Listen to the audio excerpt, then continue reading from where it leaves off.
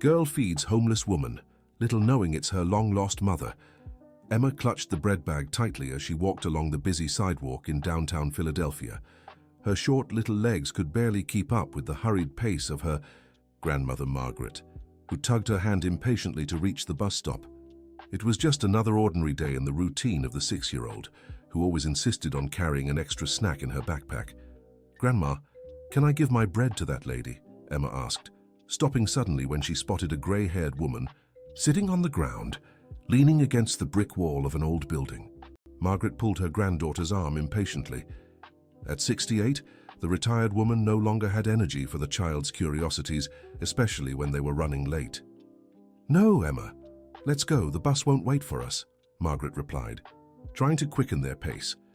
But Emma planted her feet firmly on the ground, her brown eyes fixed on the woman still sitting on the sidewalk. There was something about her that stirred a strange feeling in her little heart, an inexplicable urge to get closer and help. "Please, Grandma. She looks hungry," the girl insisted, shaking the bag of homemade bread Margaret had packed for her afternoon snack. The grandmother sighed, glancing at her watch. They were on their way to the doctor for Emma's monthly checkup, a routine she'd had since infancy due to health issues in her first year. It wasn't an appointment they could miss. "Fine, but be quick," Margaret relented, letting go of her granddaughter's hand. Emma ran over to the woman on the sidewalk. Up close, she could see her tired features, her worn but clean clothes, and most of all, her eyes. There was something familiar in them that she couldn't place. "Hi, Mum. Do you want some bread?" Emma offered, holding out the bag with a sweet smile. The woman slowly looked up. When her eyes met the girl's, a strange expression crossed her face, as if something deep in her mind had been stirred. Her hands trembled slightly as she took the food. "Thank you, little angel," the woman murmured hoarsely. "What's your name?" "Emma," the girl replied, sitting on the ground beside her, ignoring her grandmother's impatient calls. "Emma," the woman repeated as if testing the name on her tongue. "That's a beautiful name. You remind me of someone very special I knew a long time ago." Margaret quickly approached, grabbing Emma by the arm. "There, you gave her the bread. Now let's go," the grandmother said, pulling her granddaughter away. "Bye, Mum," Emma waved, looking back as she was dragged off by her grandmother. The woman watched the girl walk away, her hands still trembling as she held the bread bag. Something inside her screamed, a feeling she couldn't understand, a pain in her chest accompanied by jumbled fragments of memories. On the bus ride, Emma couldn't stop asking about the woman. "Grandma, why was that lady on the street?" she asked, swinging her little legs on the seat. "Sometimes people go through hard times, sweetheart. That's why we should always help when we can," Margaret answered, though her tone betrayed unease she tried to hide. "She seemed to know my name from somewhere," Emma remarked innocently. Margaret felt a chill run down her spine.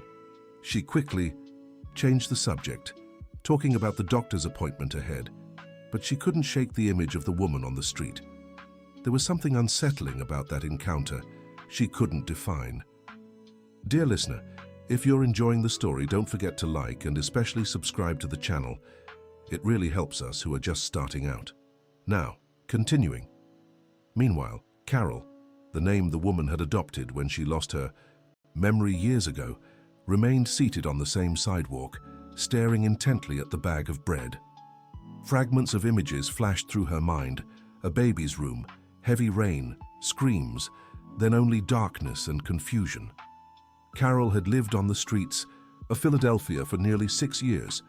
She didn't remember how she got there or where she came from.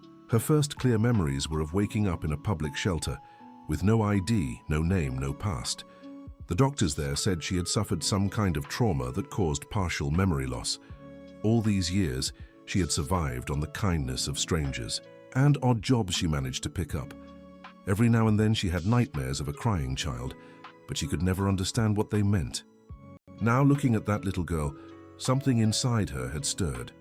It was as if a locked door in her mind was being forced open.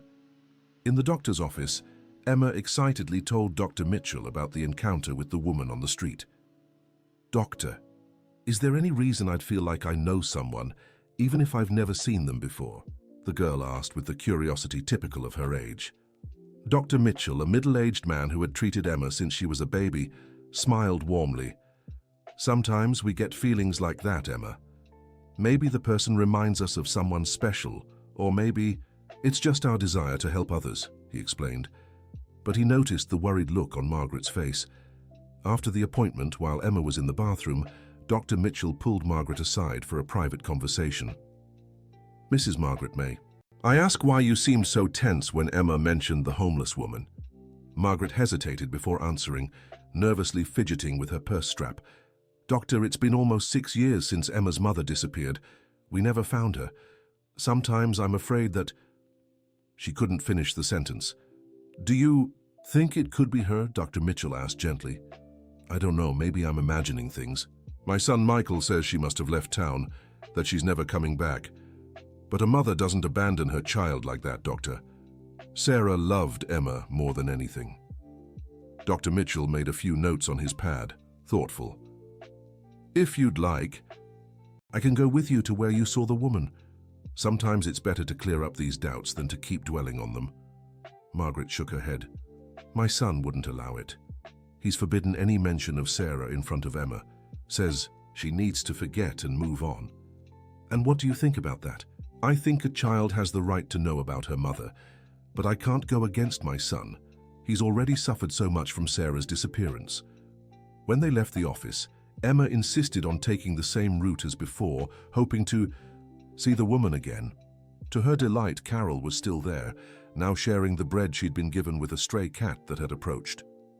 Grandma, look, she's feeding the kitty, Emma exclaimed, stopping once more. Margaret felt her heart race. From a distance, she began to notice details about the woman she hadn't seen before. The delicate shape of her hands, even though they were dirty and bruised, the curve of her face, the way she smiled at the animal. Let's go, Emma, Margaret said, but her voice trembled. Just 1 minute, Grandma. I want to see the kitty. Emma slipped free of her grandmother's hand and ran up to Carol again. The woman looked up, and once more that strange expression crossed her face when she saw the girl. You came back, Carol said, smiling. Do you want to pet the kitty?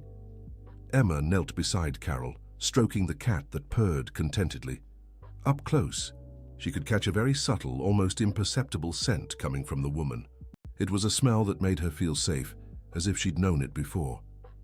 Mom, do you live around here? Emma asked innocently. Yes, sweetheart. I've been here quite a while, Carol replied, studying the girl's face carefully. Why don't you have a home? Carol fell silent for a moment, as if searching for an answer she couldn't find. Sometimes life takes us down paths we didn't choose. I don't quite remember how I ended up here, she confessed. Margaret approached slowly, her heart pounding harder with each step. When she reached them, Carol looked up at her. For a moment, the two women stared at each other in silence. You take good care of this little one, Carol remarked. She's lucky to have someone who cares so much about her. She's my granddaughter, Margaret answered, her voice barely audible. Your granddaughter, Carol repeated. And that strange look flickered in her eyes again. And where are her parents? Margaret felt a lump in her throat. How could she answer without raising more suspicion? Her father works long hours. Her mother isn't with us anymore, she managed to say. Carol lowered her gaze, deep sadness washing over her face. I'm so sorry. Such a sweet girl deserves to have her mother close, she murmured. Emma, who had been distracted by the cat, looked up. Grandma told me my mom was really pretty and loved me so much. She had to leave when I was a baby and couldn't come back. She repeated the words she'd heard so many times. Carol felt a sharp pain in her chest, as if something inside her were being torn apart. I'm sure she thinks of you every day, she said, her voice choked. Margaret couldn't take it anymore. She quickly scooped Emma into her arms. We need to go, your dad's waiting for us for dinner, she lied. Can I come back tomorrow to see the kitty? Emma asked. I don't know, sweetheart. We'll see, Margaret replied, hurrying away. Carol watched them leave, tears streaming down her face for reasons she didn't understand. The cat rubbed against her legs as if sensing her sorrow. What's happening to me? She whispered to herself. That evening, Michael came home from work, visibly exhausted. At 32, he worked as an electronics technician at a downtown company. pulling extra shifts whenever possible to support his family. "How was Emma's checkup?" he asked, kissing his daughter's forehead as she played in the living room. "Everything's fine," Margaret answered, but avoided meeting her. Son's eyes. During dinner, Emma started talking about the lady on the street and the kitten. Michael stopped eating mid-bite. "Mom, why did you let Emma talk to a homeless woman?" he asked, clearly upset. "Son, she just wanted to help. She gave the woman some bread. I don't want this happening again. It's dangerous," and Michael cut himself off when he noticed Emma watching them intently. Later, after the girl had gone to bed, Michael confronted his mother. "Mom, what really happened today? You've been acting strange since you got back." Margaret took a deep breath before answering. "Michael, I think it might be her." "Her who?" he asked, though he already knew the answer. "Sarah, the woman Emma met. There's something familiar about her." Michael stayed silent for a long moment, then exploded. "Mom, how many times have we been through this? How many times have you thought you saw Sarah somewhere? She's gone, Mom. She left us. She left her daughter." "But what if it is her, son? What if she needs help?" "If it were her, she would have come back a long time ago. A mother who loves her child doesn't just disappear like that," Michael retorted, but his voice betrayed a deep pain he was trying to hide. "Maybe she can't come back. Maybe she's lost, sick. Enough. Mom?" Michael slammed his hand on the table. "I won't let you feed false hopes again. Emma is starting to get used to life without her mother. I won't let anyone ruin that." Margaret fell silent, but in her heart, she knew she couldn't simply forget what she'd seen in those eyes. There was something about that woman that screamed familiarity, something that made her certain it wasn't just her imagination. The next morning, against her son's orders, Margaret decided to return to the spot where they'd found Carol. She took Emma to school, and instead of heading straight home, made a detour through downtown. Carol was in the same place, but this time she wasn't alone. A rough-looking man was arguing with her, gesturing aggressively. "You can't stay here, you're scaring away my customers," the man shouted. "I'm not bothering anyone, sir, I'm just sitting here," Carol replied calmly. "Well, go sit somewhere else or I'll call security." Margaret stepped forward without a second thought. "Leave this woman alone," she said firmly. The man turned to her, clearly annoyed. "And who are you to interfere?" "I'm someone who doesn't like seeing people mistreated," Margaret shot back, surprising even herself with her courage. "Listen here, old lady. This one's a bum who hangs around here every day. She's ruining my business." Carol slowly stood up, gathering the few belongings she had. "You don't have to worry about me, Mum. I'll find another spot," she told Margaret. "No, you won't. The sidewalk is public. You have every right to be here," Margaret insisted. The shopkeeper started shouting louder, drawing the attention of other merchants and passers-by. A small crowd gathered around the argument. "What's the problem here?" asked a police officer passing by. Margaret's heart raced. If Michael found out she'd gotten into trouble with the police over a homeless woman, he'd be furious. "The problem is her," the shopkeeper pointed at Carol. "She's here every day scaring off my customers. People are afraid to come into my store." The officer looked at Carol with pity. "Ma'am, there's a city shelter about 2 blocks from here. Maybe you'd be better off there." "I've tried, officer. There's no room right now," Carol replied with dignity. "And you can't stay with any relatives?" Carol lowered her eyes, the pain of having no memories of her family once again evident. "I don't have any family," she murmured. Margaret's heart clenched at those words. Without thinking of the consequences, she spoke up. "She can stay at my house for a while." Everyone, including Carol, looked at Margaret in surprise. "Ma'am, you don't even know me," Carol said, clearly moved by the generosity. "I know enough to see you're a good person," Margaret replied, surprising herself again. The officer seemed relieved to have an easy solution. "Well, if that's settled," he said, preparing to leave. "Hold on," the shopkeeper protested. "Who's to say she won't be back here tomorrow? If she's staying with this lady, she won't have a reason to come back," the officer replied, ending the discussion. After the crowd dispersed, Margaret found herself alone with Carol, suddenly realizing the magnitude of what she'd just done. "Ma'am, you really don't have to do this. I don't want to cause trouble," Carol said. "You won't cause any trouble at all." "My house has plenty of space," Margaret lied, knowing Michael would be furious. May I ask why you're helping me? Most people prefer to pretend they don't see me." Margaret fell silent for a moment, studying Carol's face intently. "You remind me of someone very special," she finally said. The two women walked slowly through the streets of downtown Philadelphia, each lost in their own thoughts.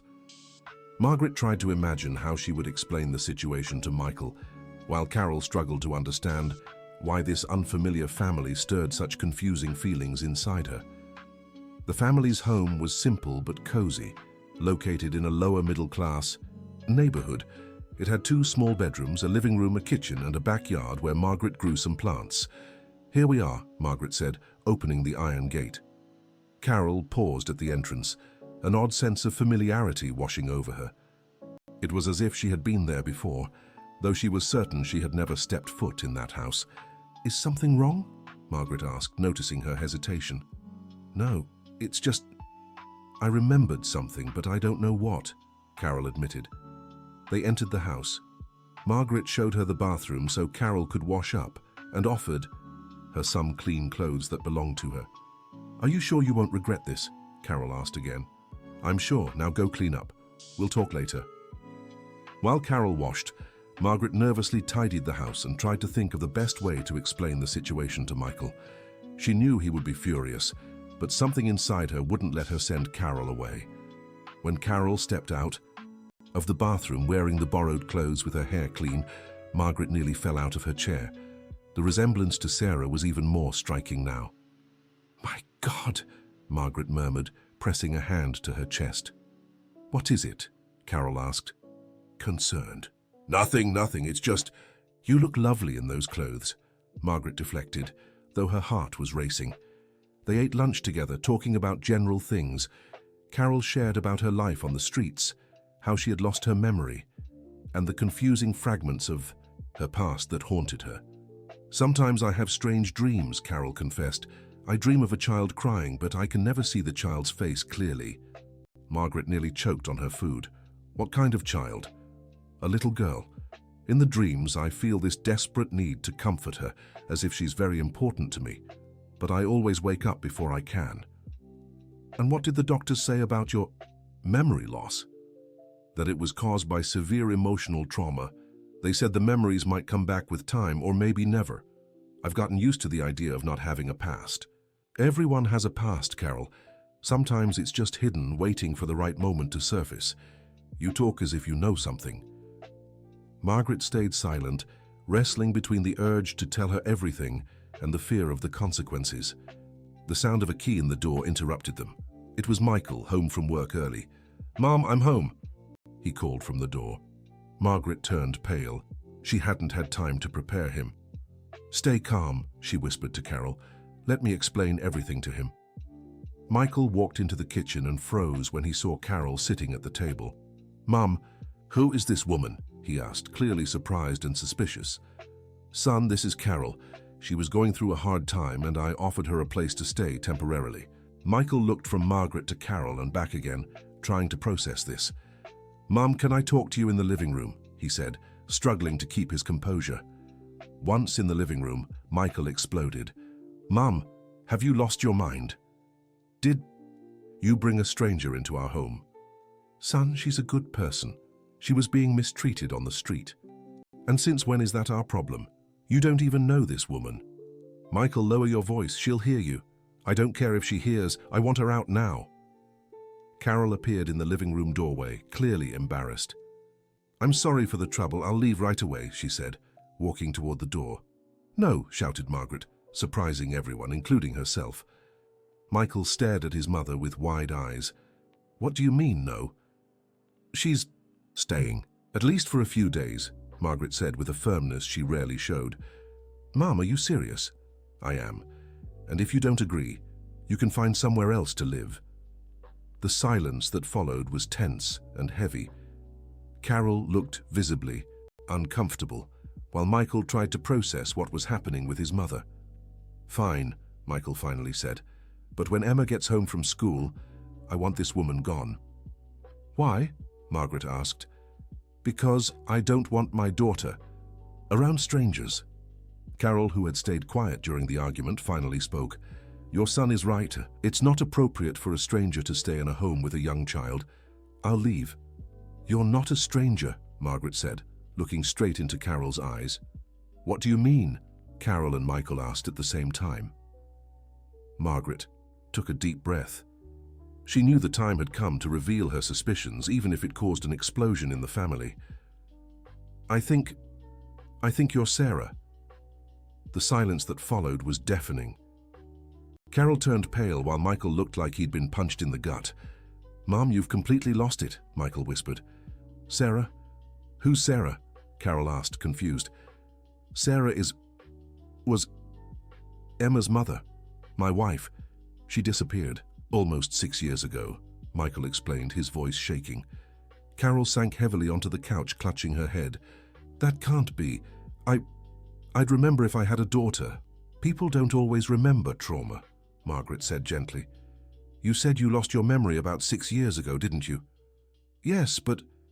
and you've been dreaming about a crying child." "But that doesn't mean..." "You look just like her," Margaret continued. "Exactly like her."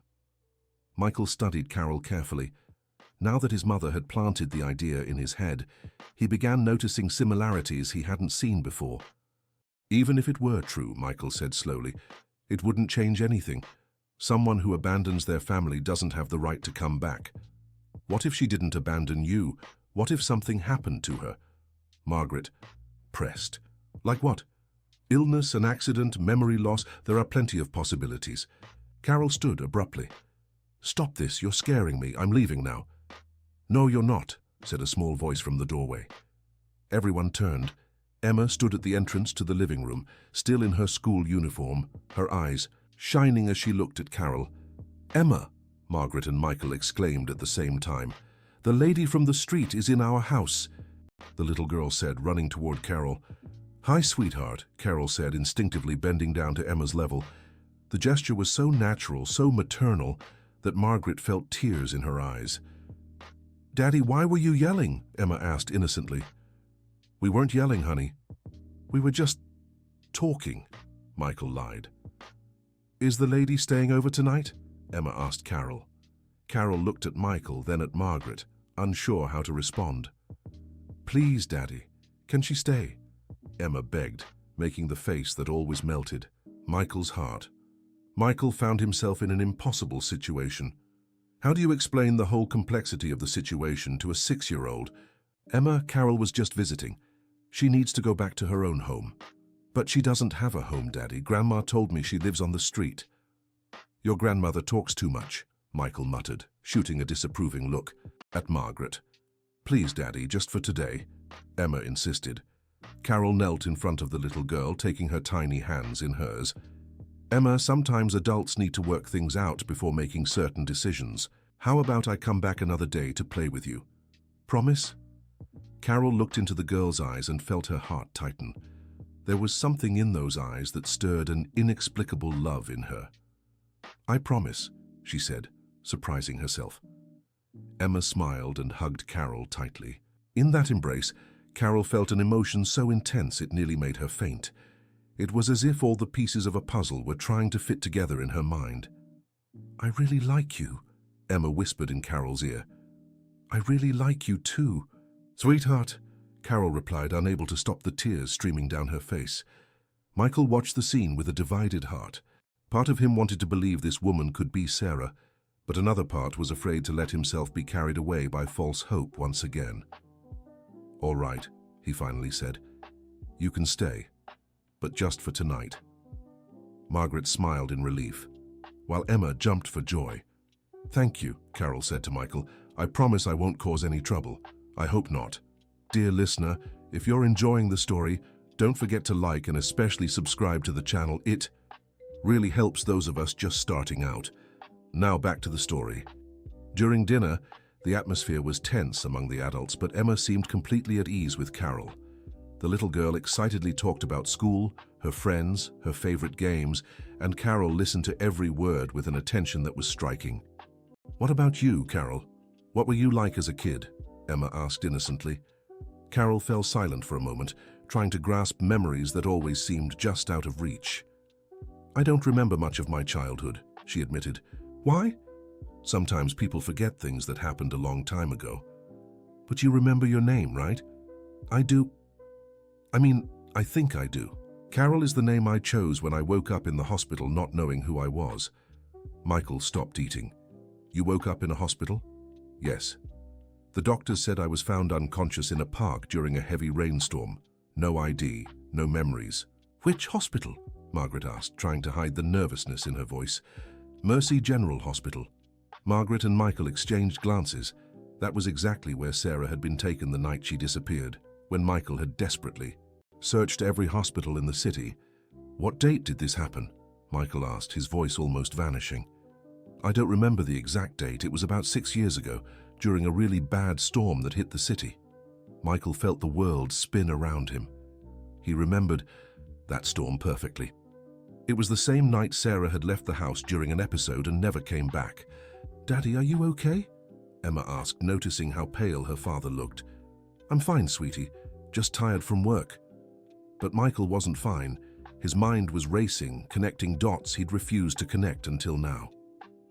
After dinner, while Emma watched cartoons in the living room with Carol, Michael pulled his mother into the backyard. Mom, if it's really her, he began, but couldn't finish the sentence. It would be a miracle, son. But why doesn't she remember anything? Why doesn't she recognize us? Trauma, son. The brain sometimes blocks very painful memories to protect us. Painful memories, repeated Michael, deep guilt washing over him.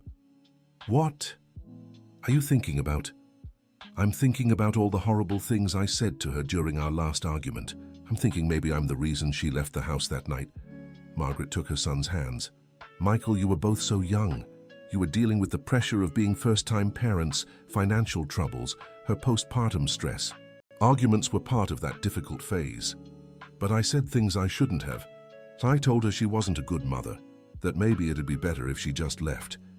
Son, everyone says things they don't mean when they're angry. What if that's why she left? What if she walked away because she believed me? What if that's why she lost her memory? The trauma of thinking her family didn't want her. We don't know that, son. It could have been an accident, an illness, 1,000 different things. Or it could have been my fault. Inside the house, Carol was sitting on the living room floor playing with Emma when something caught her eye. It was a small photo on a shelf, showing a young woman holding a baby. Who's that in the picture? She asked Emma. That's my mum, the girl replied naturally. Grandma said she was really pretty. Carol stood up and picked up the photo with trembling hands. As she looked at the image, she felt a strange sensation, as if she were staring into a mirror of the past. She looks like you, Emma commented innocently. You think so? Yeah, the eyes are the same. Carol kept staring at the photo, slowly noticing more similarities. The shape of the face, the smile, even the way she held the baby felt familiar. Emma, can I ask what happened to your mom? Grandma said she had to leave when I was a baby and couldn't come back, but one day she'll return to get me. Do you miss her? I do. Sometimes I dream about her singing me to sleep, but I never see her face clearly. Carol's heart raced. She too had dreams of a child, and in those dreams she always saw herself singing a lullaby. What song did she sing in your dreams? Emma began humming a simple melody. Sleep, sleep, my little angel. Mommy's right here. Carol dropped the photo, clutching her head. That melody echoed in her mind like a distant but familiar whisper. I know this song, she whispered. You do? Emma asked excitedly. I do. How does it go next? Sleep, sleep, don't be afraid. Love will keep you safe. Carol started singing along, the words flowing automatically from her lips. When you wake in the morning, Mommy will be here. The two sang together, their voices perfectly in harmony. Emma stared at Carol with shining eyes. How do you know my mom's song? I don't know. Maybe someone taught me a long time ago. Michael and Margaret walked into the room mid-song. Hearing the melody Sarah always sang to Emma as a baby, Michael's legs nearly gave out. Where did you learn that song? He asked, his voice shaking. Carol looked at him, confused and frightened by her own reaction. I don't know. When Emma started singing, I just knew the words. That song. Michael stepped closer slowly. Sarah made that song for Emma. She never taught it to anyone else. The silence that followed was broken only by Carol's uncontrollable sobs. Fragmented images flooded her mind. A nursery, sleepless nights, the scent of baby powder, tiny hands gripping her fingers. "It's okay," said Emma, climbing onto Carol's lap and hugging her. "When I'm sad, Grandma strokes my hair like this." Emma began running her fingers through Carol's hair, exactly the way Sarah used to when she was nervous. "Oh my God," murmured Margaret. Michael approached slowly, kneeling in front of Carol. "Sarah?" he called softly. Carol looked up, tears streaming down her face. I don't know who I am," she sobbed. "Do you have a birthmark on your left shoulder?" Michael asked. Carol automatically touched her shoulder. "Yes." "How did you know?" "Sarah had the same mark." "That doesn't prove anything. Lots of people could have similar marks." "Are you allergic to shrimp?" "I am." "How did you—" "Sarah was allergic to shrimp. She almost died once from eating it, unknowingly." Carol stared at Michael with growing recognition. "Your eyes," she whispered. "What about my eyes?" "I've dreamed about those eyes. Dreams where someone looked at me with so much love, then so much anger." Michael felt his heart shatter. He remembered their last argument, how he'd yelled at her, all the cruel things he'd said. "Sarah, forgive me," he whispered, reaching for her face. Carol pulled back, still confused and frightened. "Don't touch me, I'm losing my mind, you're making me lose my mind." "No one wants to make you lose your mind," Margaret said gently. "We just want to help you remember." "What if I don't want to remember? What if it's better without memories?" "Why?" Michael asked. "Because if I really am this Sarah, it means I abandoned a little girl." "What kind of mother does that?" "A mother who was sick," Margaret replied. "A mother who needed help and didn't get it." "But I don't remember being sick." "Do you remember anything from the night you woke up in the hospital?" Carol closed her eyes, straining to recall. "I remember rain, so much rain. I remember running, but I don't know from what. I remember a pain in my chest, like my heart was being ripped out. And before the rain, do you remember anything before the rain?" "Shouting, I remember shouting. Someone yelling at me, saying horrible things." Michael closed his eyes, consumed by guilt. "What kind of horrible things?" "That I was a terrible mother, that it would be better if I left, that my daughter would be better off without me." Michael could no longer control himself. He began sobbing uncontrollably. "I said those things to you, it was me." Carol looked at him in shock. "You?" "I was angry, frustrated. You had postpartum depression, but I didn't understand. I thought, you just didn't want to take care of Emma. Postpartum depression? You cried all the time, couldn't sleep, had panic attacks. But instead of helping you, I blamed you for everything." Carol clutched her head, memories flooding back in painful fragments. I remember feeling lost, like I couldn't take care of a baby, like I was a terrible mother." "You weren't a terrible mother, you were sick and needed treatment. But you said it would be better if I left." "I was wrong. I was completely wrong." Emma, who had been quietly listening, suddenly spoke. "Are you my mommy?" Everyone turned to the little girl. Carol felt as if she'd been punched in the stomach. I don't know, sweetheart. I think you are. You sing just like in my dreams. And when you hug me, I feel safe just like in my dreams. And if I am your mommy, can you forgive me for leaving?" Emma moved closer to Carol and cupped her face in her small hands. "Grandma always said when you came back it would be the happiest day of my life. If you're my mommy, then today is the happiest day of my life." Carol held Emma so tightly the little girl could barely breathe. "I'm so sorry, my angel. I'm so sorry I left you. You didn't leave me on purpose. You were lost, right?" "I was, very lost. But now you found your way home." Those simple, love-filled words from a 6-year-old were like a balm to Carol's wounded soul.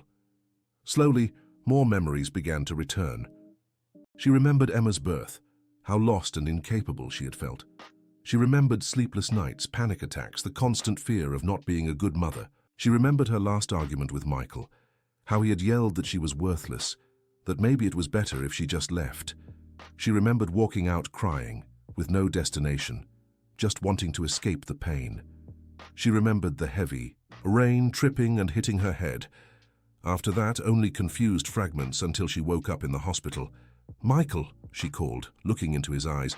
"Yes, I remember everything. Can you forgive me? Can you forgive us?" Carol stayed silent for a long moment, processing all she had just recalled. "Can you forgive me for believing your words? For thinking it was better to leave?" "There's nothing to forgive. We were both lost." "I missed her so much," Carol said, looking at Emma. "Even without remembering who she was, I felt this emptiness in my chest I could never explain. And I missed you every day," Michael confessed. "Even angry, even hurt, I never stopped loving you." Margaret, who had stayed quiet during the whole revelation, finally spoke. "Now that you're all together again, we need to think about what comes next." "What do you mean?" Carol asked. "You'll need new documents, medical follow-ups, time to readjust to family life." "What if I can't readjust? What if it's too hard?" "We'll figure it out together," Michael said. "This time we'll face the difficulties together." Emma, who had been sitting on Carol's lap the whole time, suddenly spoke. "Mommy, are you going away again?" Carol's heart clenched at the question. "No, my angel, I'm never leaving again." "Promise?" "I promise." But even as she made that promise, Carol felt a deep fear. What if she couldn't be a good mother? What if the memories of depression returned with the others? As if reading her thoughts, Margaret stepped closer and took her hands. "Sarah, this time you won't be alone. We'll get professional help, we'll take care of your mental health, we'll do everything right. But what if I get depressed again? Then we'll treat the depression. Being sick is nothing to be ashamed of, Sarah. The problem was not recognizing it back then." Michael moved closer too. "Sarah, I've learned so much these past 6 years. I learned to be a father alone. I learned to cherish every moment with Emma. I learned pride and stubbornness mean nothing when you lose the one you love. And I learned I don't remember how to be a mother. I'll have to learn all over again." "We'll learn together," Emma said. "You teach me how to be a daughter, and I'll teach you how to be a mum." That innocent phrase made everyone laugh through their tears. "All right then," Carol said. "We'll try." That night, Carol slept on the living room couch, but couldn't close her eyes. She stared at the ceiling, trying to process everything that had happened in a single day. Emma appeared in the living room in the middle of the night. "Mommy, can't you sleep?" "No, Angel, I'm thinking." "Can I sleep here with you?" Carol opened her arms, and Emma curled up beside her on the couch. For the first time in 6 years, Carol felt whole. "Mommy, can I tell you a secret?" "Of course. Every night before bed, I ask God to bring you back. I think he finally listened." Carol hugged her daughter tighter, feeling a deep gratitude for having been found by this family that never gave up on her. "I'll tell you a secret too," Carol whispered. "Even without remembering who you were, my heart always knew there was someone very special waiting for me. Now we'll stay together forever? Forever. And Daddy won't yell anymore?" Carol was surprised by the question. "Why do you think Daddy would yell?" "Sometimes I hear Grandma say Daddy got really angry when you left. I'm scared he'll get mad again and you'll leave once more." Carol's heart clenched. She realized her departure had left scars not just on her, but on the whole family. "Emma, look at me," she said, lifting the girl's chin. "Daddy won't yell, because now we know how to handle problems by talking. And even if he does yell, I won't leave. I'll never leave again. How can you be sure? Because now I know this is where I belong, here with you." The two fell asleep, cuddled on the couch. Michael, who had overheard the conversation from the bedroom door, watched them for a long time before going back to bed. Dear listener, if you're enjoying the story, don't forget to like and especially subscribe to the channel. It helps us a lot as we're just starting out. Now continuing. The next morning, Michael woke up early and made breakfast for everyone. He wanted Marina's first official day back to be special. When Carol woke up to the smell of coffee, for a moment, she didn't know where she was. Then she saw Emma sleeping beside her, and all the memories from the night before came rushing back. "Good morning," Michael said softly, appearing in the living room with a cup of coffee. Good morning. Thank you, Carol replied, taking the A cup. How are you feeling? Confused, happy, scared all at once. That's normal. It's a lot to process. They sat in silence for a moment, watching Emma sleep. Michael, I need to ask you something. What? Do you really want me back, or are you just doing this for Emma? Michael sat beside her on the couch. Sarah, these 6 years have been the hardest of my life, not just because I had to raise Emma alone, but because every day I wondered where you were, if you were okay, if you were even alive. But you must have moved on. You must have met other people. I did meet a few women, yes, but I could never get serious with anyone because I was always comparing them to you, always feeling like I was betraying our family. Our family? Yeah, our family. Because no matter how far you went, I never stopped considering you part of it. And now, after everything that happened, now I want us to build a new family, a stronger, healthier one, where we can both be the parents Emma deserves. What if I can't? What if I'm not a good mother? Then we'll learn together. This time I won't judge you or pressure you. I'll support you. Tears welled in Carol's eyes. I was so afraid you hated me. I tried to hate you for a while, but it's impossible to hate someone you truly love. Emma woke up then, stretching and smiling when she saw her parents talking. Good morning, family, the girl said, making everyone laugh. Good morning, Princess, Carol replied, kissing her daughter's forehead. I'm not going to school today. I want to stay here with Mommy. You have to go, sweetheart, Michael said. Mommy will be here when you get back. Promise, Mommy? I promise. After Emma left for school, Carol and Michael talked at length about their next steps. First, they needed to sort out Carol's legal status. Then, seek medical help to monitor her readjustment. Sarah, can I ask you a difficult question? Said Michael. Go ahead. In your memory, do you remember how you felt about me before you left? Carol grew thoughtful. I remember loving you very much, but I also remember feeling rejected by you, like I wasn't good enough. And now, how do you feel now? Now, I'm still figuring it out. It's like you're both familiar and new to me at the same time. I understand. There's no rush. We'll take it slow. Michael, can I sleep in Emma's room tonight? I want to spend time with her, get to know her better. Of course, stay as long as you like. Margaret, who had left early to take care of some errands, returned home mid-morning with a surprise. Sarah, I brought something for you, she said, handing over a shoebox. Carol opened the box and found several photos of Emma as a baby, some tiny clothes and a journal. What's this? These are your things that I kept. Michael wanted to throw everything away, but I wouldn't let him. I always held on to hope that you'd come back. Carol picked up the journal with trembling hands. I kept a journal. Yes, you did, especially in the first few months after Emma was born. Carol opened the journal and began to read. It was filled with daily accounts of a first-time mother, struggling with postpartum depression. Emma cried all night again. I don't know what to do anymore. I feel like such a terrible mother. Michael is losing patience with me. Today I tried to bathe Emma, and she wouldn't stop crying.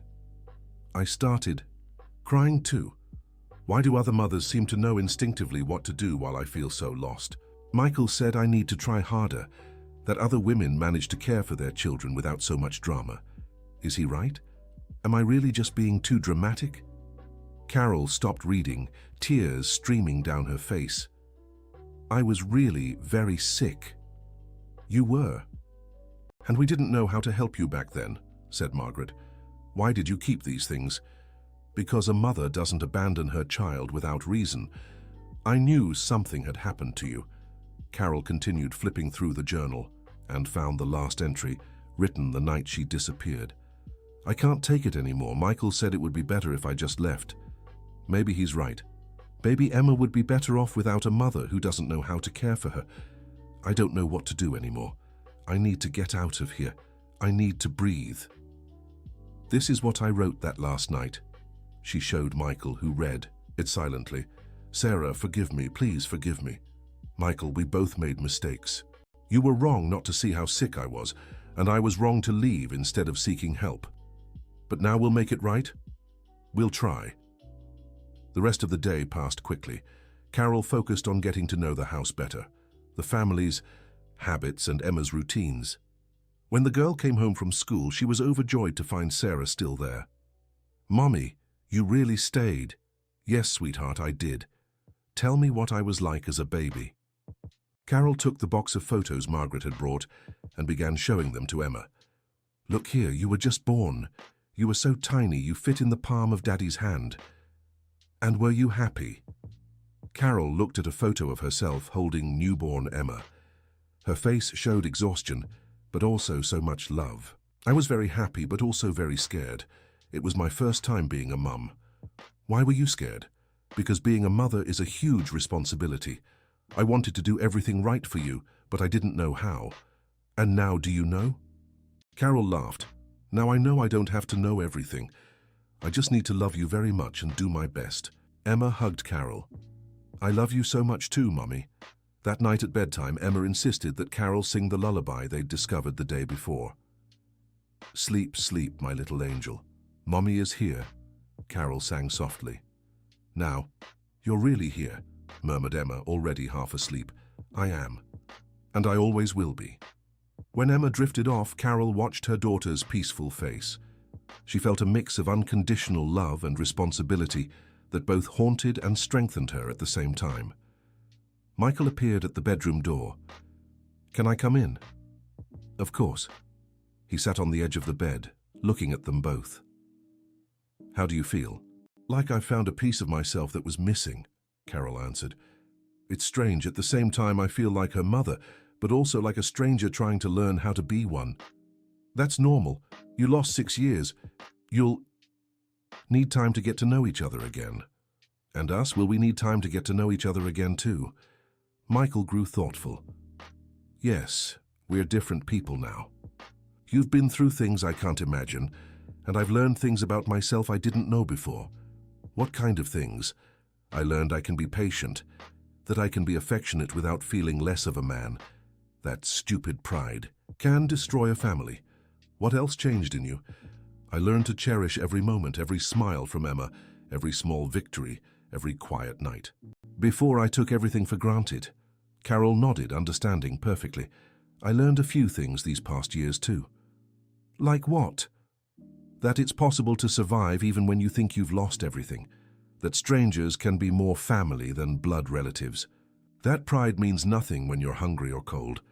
It must have been so hard." "It was, but it also taught me things I might never have learned otherwise." "Like what?" "Humility, gratitude, the difference between what's essential and what's unnecessary." They fell silent for a moment, each lost in thought. "Sarah, can I ask you one more thing?" "Of course. Are you afraid of me?"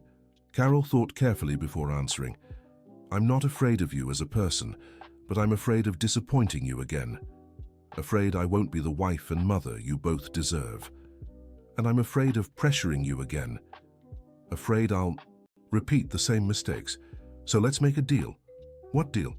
"We'll always talk about our fears. If you feel yourself getting impatient with me, tell me. If I feel pressured, I'll tell you." "I agree." "And we'll get professional. Help. We won't try to handle everything alone like last time." "I agree too." Michael stood to leave the room, but Carol called him back. "Michael?" "Yes?" "Thank you for not giving up on me. Thank you for taking such good care of our daughter. Thank you for coming back." In the days that followed, the family slowly settled into a new routine. Carol took Emma to school, helped Margaret with household chores, and gradually relearned the habits of ordinary life. But not everything was easy. One morning, Emma woke up sick with a high fever. Carol panicked completely. "Michael! Michael!" she screamed desperately. "What's wrong?" Michael came running. "Emma has a very high fever. She's going to die. We need to go to the hospital now." "Sarah, calm down. Let's check her temperature first." "No, there's no time. She's dying." Carol was clearly having a panic attack. Margaret arrived in the room and immediately understood. "Michael, take Emma to the hospital. I'll stay with Sarah." "But go, I'll take care of her." After Michael left with Emma, Margaret sat beside Carol, who was shaking uncontrollably. "Sarah, breathe with me. Slowly." "She's going to die, Margaret. just like the baby in my dream." "What? Baby in your dream?" "I always dreamed of a baby dying and me not being able to save them. Now I understand it was Emma. It was a premonition." "Sarah, it wasn't a premonition, it was guilt. Guilt for leaving her when she was little. What if it's punishment? What if God is punishing me for abandoning her?" Margaret took Carol's hands firmly. "Sarah, listen to what I'm saying. God doesn't punish mothers who were sick. You didn't abandon Emma out of cruelty. You were lost. But what if I lose her now? What if it's too late?" "It won't be too late. Emma is a strong, healthy girl. A little fever won't hurt her." Margaret stayed with Carol until she calmed down. When Michael returned from the hospital a few hours later, he brought good news. It was just a simple virus. The doctor said with rest and plenty of fluids, she'll be fine in 2 days. Carol broke down in tears of relief. "I thought I was going to lose her again. Sarah, you need to understand there will be many situations like this. Children get sick, get hurt, go through problems. It's part of life. But what if I can't handle these situations? What if I panic every time?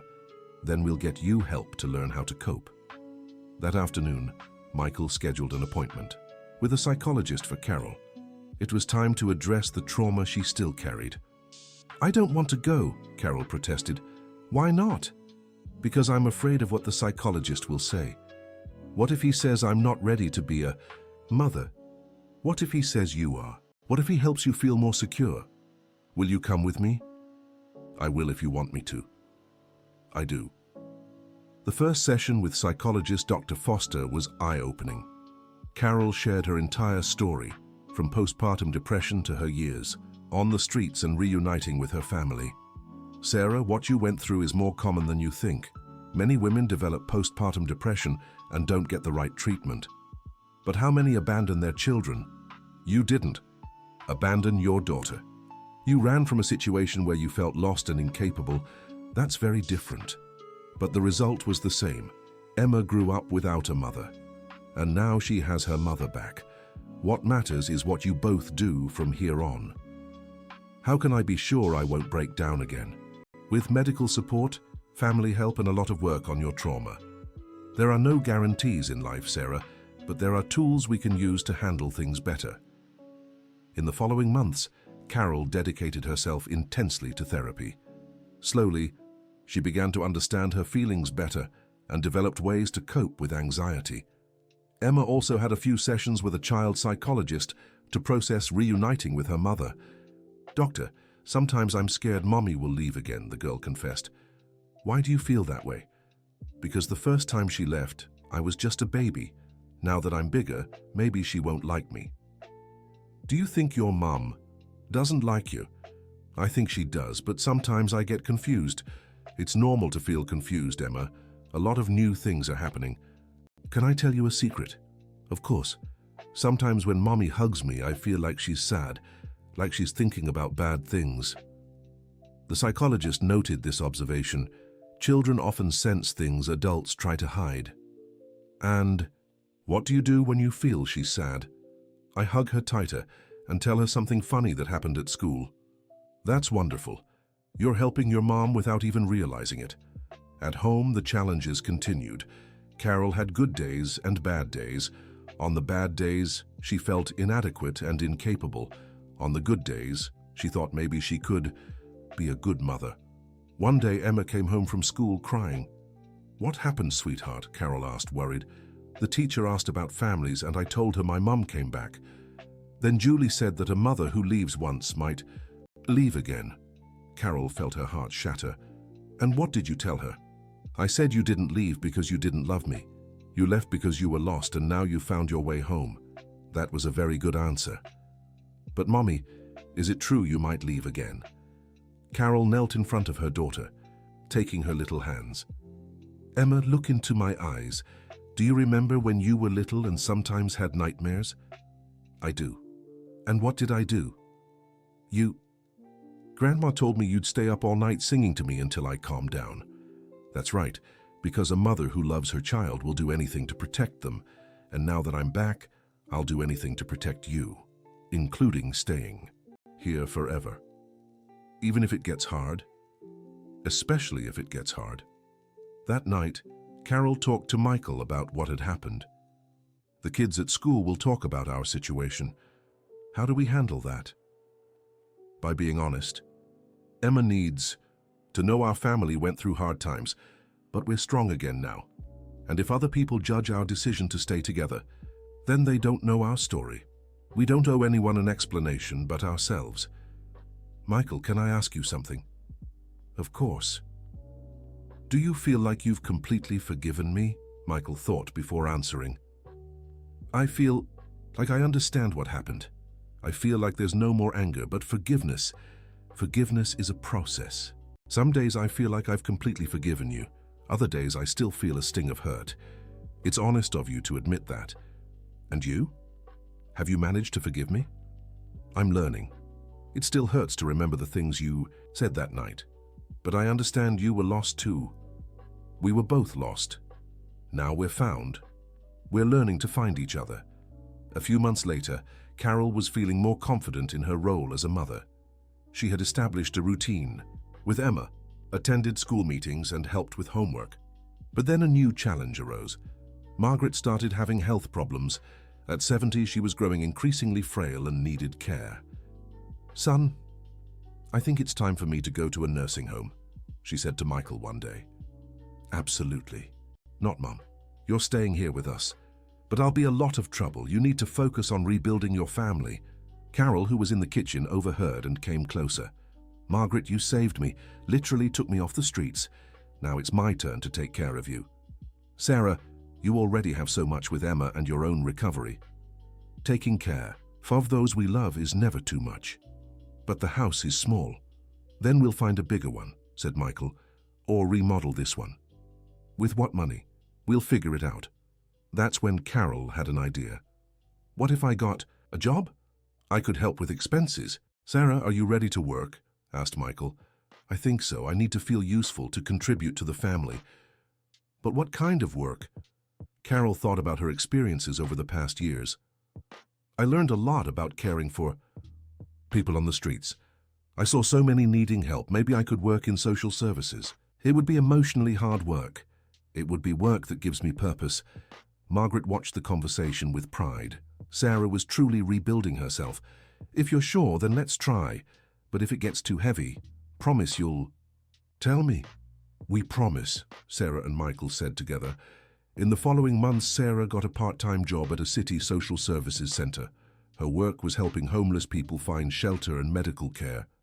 It was emotionally challenging. Work, but it made her feel fulfilled. How was work today? Emma would ask every day when Sarah came home. Today I helped a woman find a place to live, Sarah would say, like Grandma Margaret did for you. Just like her. I'm proud of you, Mum. Those simple words from her daughter were the fuel Sarah needed to keep going. One day, Sarah came across a young woman on the street holding a baby. The situation was eerily similar to what she had once lived through. Hi, my name is Sarah. I work in social services. Can I help? You? The woman looked at her suspiciously. I don't want anyone taking my child away from me. No one's going to separate you. We want to help you stay together. How? First, we'll find you temporary shelter. Then, we'll see if you need medical or psychological support. I'm not crazy. I never said you were, but sometimes we all need help dealing with tough situations. Sarah spent the entire afternoon helping the young mother. When she got home, she told her family, "Today I helped a mother with her baby. She reminded me so much of myself when Emma was little." How so? Michael asked. She was lost, scared, convinced she wasn't a good mother, just like I used to feel. And were you able to help her? I got her into a shelter and scheduled a counseling session, but the most important thing was showing her she wasn't alone. You're doing beautiful work, Sarah. I'm doing the work I wish someone had done for me back then. Emma, who had been listening, came closer. Mom, are you saving other moms like you were saved? I'm trying, sweetheart. Then you're a hero, Sarah laughed, hugging her daughter. I'm no hero, just someone who learned we all need help sometimes. Over time, Sarah became a respected figure at the social services center. Her personal experience gave her a unique connection with the people she helped. One day, her boss called her in for a talk. "Sarah, we've been impressed with your work. We'd like to offer you a promotion." "What kind of promotion?" "Program coordinator for supporting mothers in vulnerable situations." Sarah was stunned. "But I've only been here a few months." "True, but your results are exceptional. People trust you in a way we rarely see." "Can I think about it?" "Of course, but don't take too long. The position needs filling soon." Sarah went home eager to discuss the offer with her family. "It's an amazing opportunity," Michael said, "but it's also more responsibility. What if I can't handle it?" "Sarah, you've already proven you can overcome any challenge." "Margaret, what do you think?"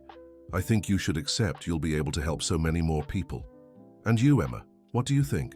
"I think you should say yes, because then you'll save more mommies." The next day, Sarah accepted the promotion. With the new role came greater responsibility, but also deeper personal satisfaction. She developed innovative programs to support struggling mothers, including a support group where women who had faced similar hardships could meet and share their experiences. The idea is that mothers who've overcome certain struggles can help those going through the same things now, Sarah explained to her team. "It's brilliant," her assistant said. "No one understands a struggling mother better than another mother who's been there." The program was a success. Sarah felt she had finally found her purpose. "You know what I'm most proud of about your work?" Michael said one evening. "What?" "You've turned your pain into healing for others. I've learned that our wounds once healed can become our greatest strength. And Emma is seeing an incredible example of resilience. I hope she learns that it doesn't matter how many times you fall. What matters is how many times you get back up." At school, Emma proudly talked about her mother's work. "My mum saves other mums," she told her friends. "What do you mean?" they asked. "She helps mums who are lost find their way home." Emma's teacher was moved by how the girl spoke about Sarah. "Emma is so proud of you," she said to Sarah during a parent-teacher meeting. "And I'm so proud of her. She teaches me every day how to be a better mum." "How so?" "She forgave me when I couldn't forgive myself, loved me when I felt unworthy of love, took me back when I thought I'd lost the right to be her mother." Children teach us so much about unconditional love. Emma taught me that family isn't about being perfect, it's about showing up. 2 years after their reunion, the family was stronger than ever. Sarah had fully settled into her role as a mother and wife. Michael had learned to be more patient and understanding. Emma was growing into a confident and loving girl. Margaret, despite her health issues, was happy to see the family together again. "You know what brings me the most joy?" she said to Sarah. "What?" "Seeing that you didn't just reunite, but became an even better family than before." "How so?" "Before you were together but didn't communicate well. Now you talk about everything, support each other through everything, face problems together. Pain taught us to cherish what we have and to never take anything for granted." One evening, Emma asked a question that caught Sarah off guard. "Mommy, do you miss living on the streets?" "Miss it? Why do you ask?" "Because sometimes you get quiet and thoughtful, like you're remembering something." Sarah was amazed by her daughter's perceptiveness. "I don't miss living on the streets, sweetheart, but sometimes I think about the people I met there, who still need help." "Is that why you work helping others?" "That's exactly why." "Mommy, can I help you with your work when I grow up?" "Of course you can. It would be wonderful to work with you. Will we save moms together? We'll save families together." On a special evening 3 years after their reunion, Michael surprised Sarah with a proposal. "Sarah, these 3 years have shown me we're stronger together than apart." "I feel the same way. I want us to renew our wedding vows. I want us to make a new promise based on who we are today." Sarah was emotional. "Are you sure?" "I am. I want Emma to see that true love can overcome any obstacle. And I want her to know family is a choice. Every day we choose to love, choose to stay, choose to fight for each other." The ceremony was simple at their neighborhood church with just family and a few close friends. Emma was the flower girl, radiant with happiness. "I promise to be your partner in good times."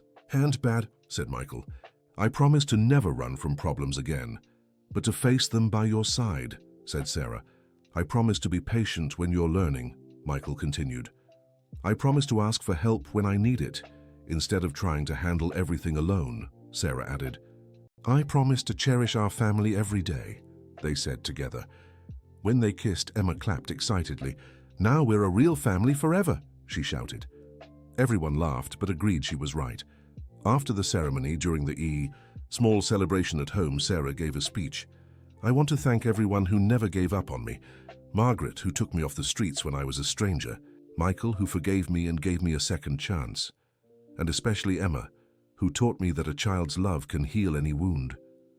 And we're thankful you came back, said Emma, and for never leaving again. Now I want to make a promise to all of you, Sarah continued. I promise to use everything I've learned, all the pain I've felt, every experience I've lived, to help other families reunite. How? Someone in the audience asked. I want to open a support center for families in crisis, a place where mothers with postpartum depression can get help, where fathers can learn to handle the challenges of parenthood, where families can rebuild themselves. Michael smiled, proud of his wife. And where do you plan to open this center? Right here in our neighborhood, so no family has to go through what we did without somewhere to turn. Margaret, though frail, with age, stood up to speak. Sarah, when I found you on the street that day, I knew you were special. I didn't know you were my daughter-in-law, but I knew you were someone who deserved a second chance. And you gave me so much more than a second chance. You gave me a family. And you gave this family a daughter who will grow up knowing love can overcome anything. Emma stepped closer to the microphone. Can I say something too? Everyone laughed and said yes. I want to tell all the kids out there without mums to never give up. My mum was lost, but our family's love brought her back. Love always brings people back. There wasn't a dry eye in the room. 5 years after the reunion, Sarah had made her dream come true. Sarah's Family Support Center operated from a renovated building downtown, offering free services to struggling families. The center provided couples therapy, support groups for mothers with postpartum depression, responsible parenting classes, and a special family reunification program for those who had lost touch with their loved ones. Mom, how many families have you helped reunite? Asked Emma, now 11. I don't know the exact number, sweetheart, but I know every reunited family makes it all worth it. Do you still remember when you were lost? I do, and it's good to remember because it helps me understand the people I help better. Do you still feel sad sometimes? Sarah smiled, hugging her daughter. Sometimes I do, but now when I'm sad, I know I'm not alone. I have you all to help me, and we'll always be here. I know, my love. Now I know.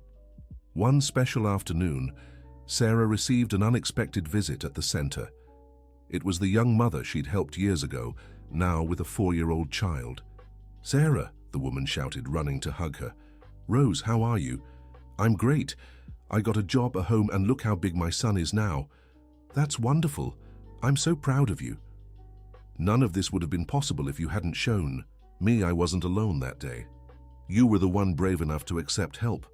Sarah, can I tell you something? Of course. When I met you, you gave me hope.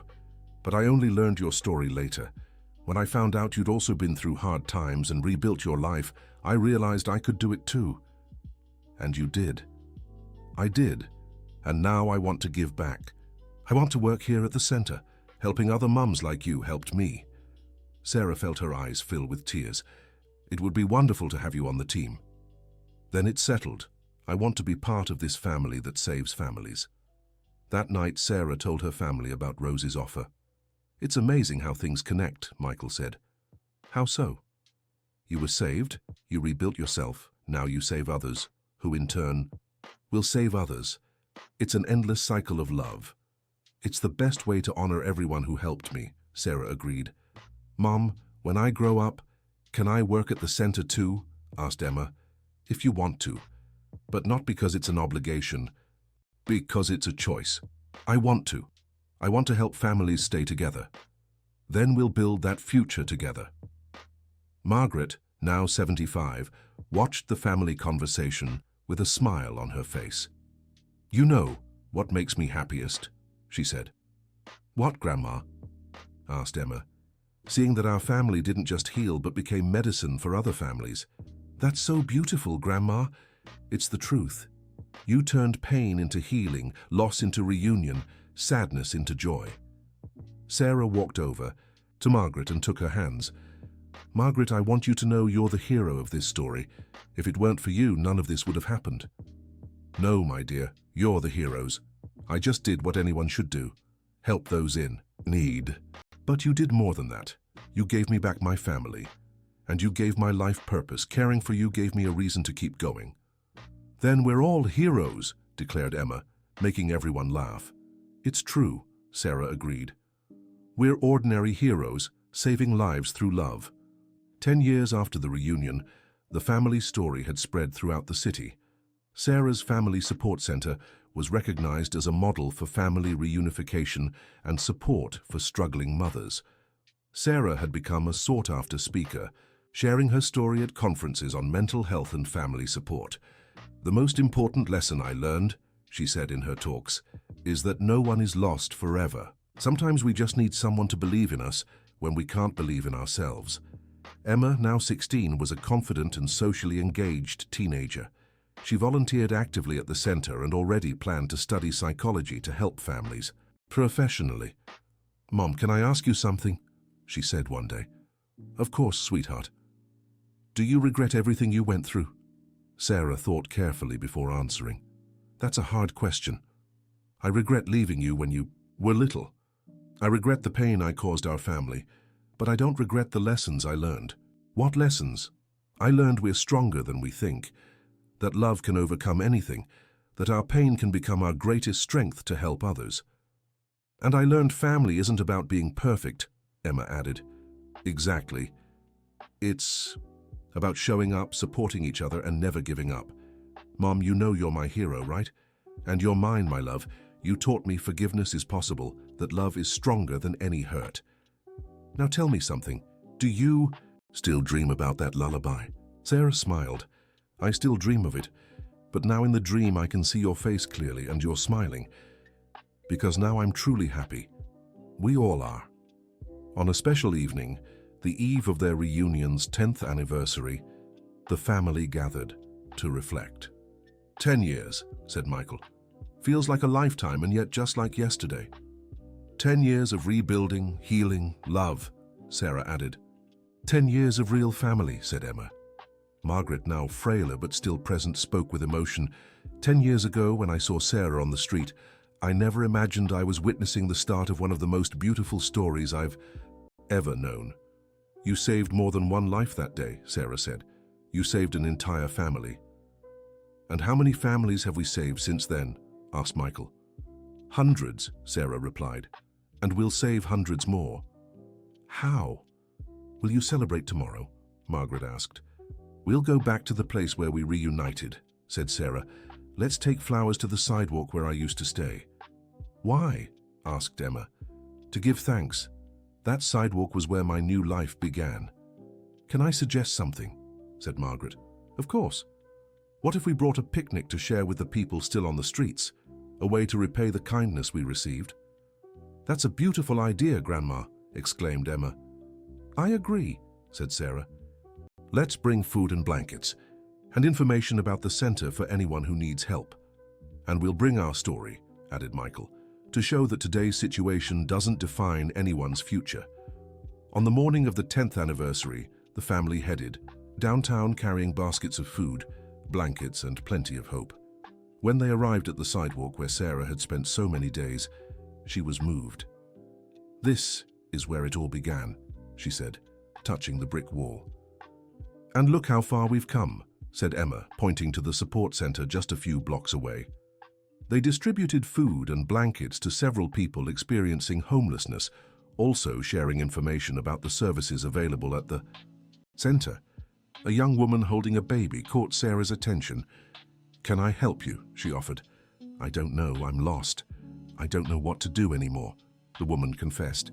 Sarah knelt beside her, gently taking her hand. I know exactly how you feel.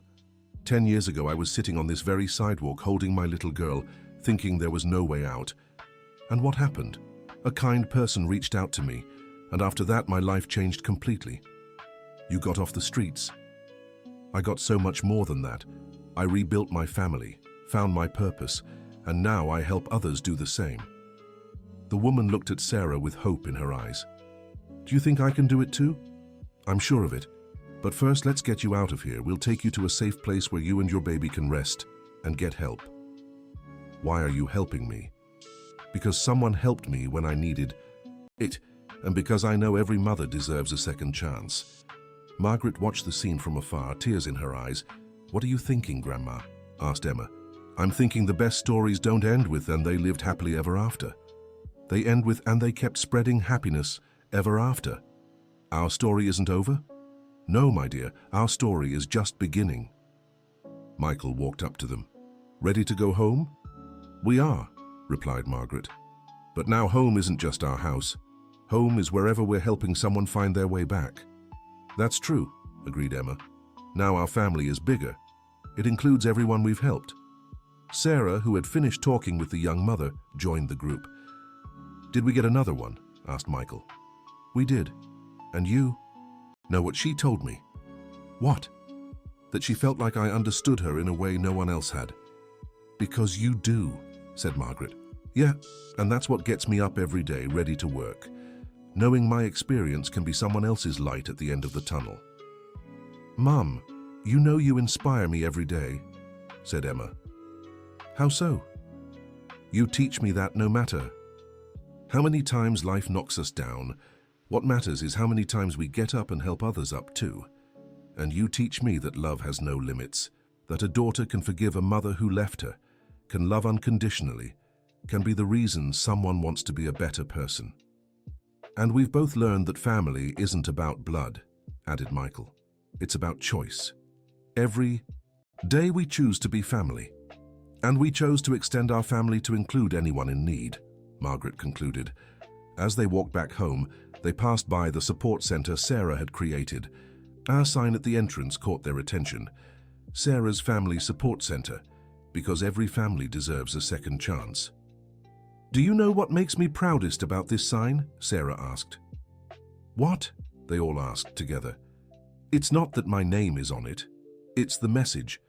Every family deserves a second chance. That sums up everything we believe in. And everything we've lived, Michael added. Mom, when I have my own family, I'll teach my kids the story of how Grandma saved you on the street, Emma said. And what else will you teach them? That family is a choice, that love is action, that forgiveness heals, and that we should never give up on the people we love. Those are the most important lessons anyone can learn, Margaret agreed. When they got home, they found a surprise. A cake sat on the table with a message. Congratulations to the strongest family in the world. Who did this? Sarah asked. It was Rose, Michael answered, smiling. She wanted to thank you for everything you've done for her. And she left. A card, Margaret added. Sarah opened the card and read aloud. To the family who taught me that miracles happen every day. Sarah, you didn't just save me. You taught me how to save others. Michael, thank you for showing me what it means to be a man who truly supports his wife. Emma, thank you for teaching me that children can be a source of wisdom. Margaret, thank you for proving that angels exist on earth. You've changed my life and the lives of hundreds of other families. With eternal love, Rose. Now I'm the one crying, Emma said, wiping her eyes. Tears of joy, Sarah said. The best kind of tears there are. Do you know what this means? Michael asked. What? That our story will keep spreading through everyone we've helped. Rose will help others who will help others. It's like planting seeds of love, Margaret said. One seed becomes a tree, which bears more seeds, which grow into more trees. And one day, the whole world will be a forest of love, Emma. Finished. That's our mission, Sarah said, to plant seeds of love wherever we go. And never forget where we came from, Michael added. Never forget that everyone deserves second chances, Margaret said. And never forget that family is the greatest treasure of all, Emma concluded. That night before bed, Sarah went to Emma's room to sing the lullaby that had become the symbol of their reunion. Sleep, sleep, my little angel, for Mommy is... Here's... she sang softly. Sleep, sleep, without fear, for love will keep you safe. Emma joined in. When you wake in the morning, Mommy will still be here, they sang together. Mommy, will you be here tomorrow? Emma asked, repeating the question she had asked every night for 10 years. I'll be here tomorrow, the day, after and every day of my life, Sarah answered, repeating the same response she had given for 10 years. Promise? I promise. I love you, Mommy. I love you too, my little angel, more than anything in this world. As she left the room, Sarah found Michael waiting for her in the hallway. How do you feel? He asked. Complete. I finally feel complete. 10 years ago, could you have imagined we'd be here today? 10 years ago, I could barely imagine a future at all. Now I can imagine a beautiful future for our family, and for all the families we'll help. I love you, Sarah. I love the woman you were, the woman you've become, and the woman you'll still be. And I love you for never giving up on us, for believing we could rebuild. They walked into the living room, where Margaret was still awake, gazing out the window. What are you thinking about? Asked Sarah. I'm thinking about all the nights I prayed for you to come home, and now I'm praying in gratitude for every answered prayer. You never lost faith. How could I lose faith in love? Love always finds a way to win. And it always will, agreed Michael. You know what's the most amazing thing about all this, said Sarah. What? We didn't just become a family again. We became a better family than we ever would have been if none of this had happened. That's true, Margaret agreed. The pain made us stronger. The separation taught us to cherish being together. The loss taught us the importance of having. And the reunion taught us that love can overcome anything, Michael finished. They sat in silence for a few minutes, each lost in their own thoughts, yet all united by the certainty that they had built something very special together. Tomorrow, we start another day saving families, said Sarah. Tomorrow we start another day being a family, Margaret corrected. Both, Sarah smiled, because now I know one can't exist without the other. And now we know our story will inspire other families for a long time, said Michael. Forever, they all agreed. Margaret slowly stood up, leaning on the arm of Guy. The sofa. Now I'm going to bed, but first I want to say one thing. What, Grandma? Thank you for letting me be part of the most beautiful family I could ever imagine. We're the ones who should thank you for being our salvation, said Sarah, hugging her mother-in-law. You were my salvation too. Taking care of you gave me purpose in my old age. After Margaret went to her room, Sarah and Michael were alone, in the living room. Sarah, can I confess something? Of course. Sometimes I'm afraid this is all a dream, that I'll wake up and you'll still be lost. Sarah took his hands. Michael, look at me. I'm here. I'm real, and I'm not going anywhere. How can you be so sure? Because now I know who I am. I'm Sarah, Emma's mother, Michael's wife, Margaret's daughter-in-law. I'm the woman who was lost and found herself. I'm the woman who helps others find themselves. That's my identity, and no one can take it from me. And I know who I am, said Michael. I'm the man who almost lost everything out of pride, but learned that love is more important than being right. We've both grown so much, and we'll keep growing, together, forever together. They kissed softly, sealing once more their commitment to face life side by side. Ready for bed? Asked Michael. Ready. But first I want to do one thing. Sarah went to the shelf and picked up a new notebook. What's that? I'm going to start writing our story, so Emma can tell it to her children, so our story stays alive. What a great idea. How will you start? Sarah smiled and wrote the first line. Once upon a time there was a girl named Emma who fed a homeless woman, never imagining she was her missing mother, and that was just the beginning of the most beautiful family love story that ever existed. Perfect, said Michael. Now I'm really ready for bed. Good night, my love. Good night, I love you. I love you too. And so 10 years after a girl had offered bread to a homeless woman, without knowing it was her mother, the family slept together under one roof, their hearts full of gratitude and the certainty that love always finds a way to win. The next morning, Sarah woke up early and went to the kitchen to prepare breakfast for the family. As she made the meals, she thought of how many mornings she had dreamed of this simple moment during the years she was lost. Emma appeared in the kitchen, still in her pajamas. "Good morning, Mom." "Good morning, my love. Did you sleep well?" "I did. I dreamed we were a family of superheroes who saved other families." Sarah laughed. "Maybe it's not. Just a dream. Maybe that's really who we are." "You think so?" "I do. Our superpower is love." "And what's your greatest strength?"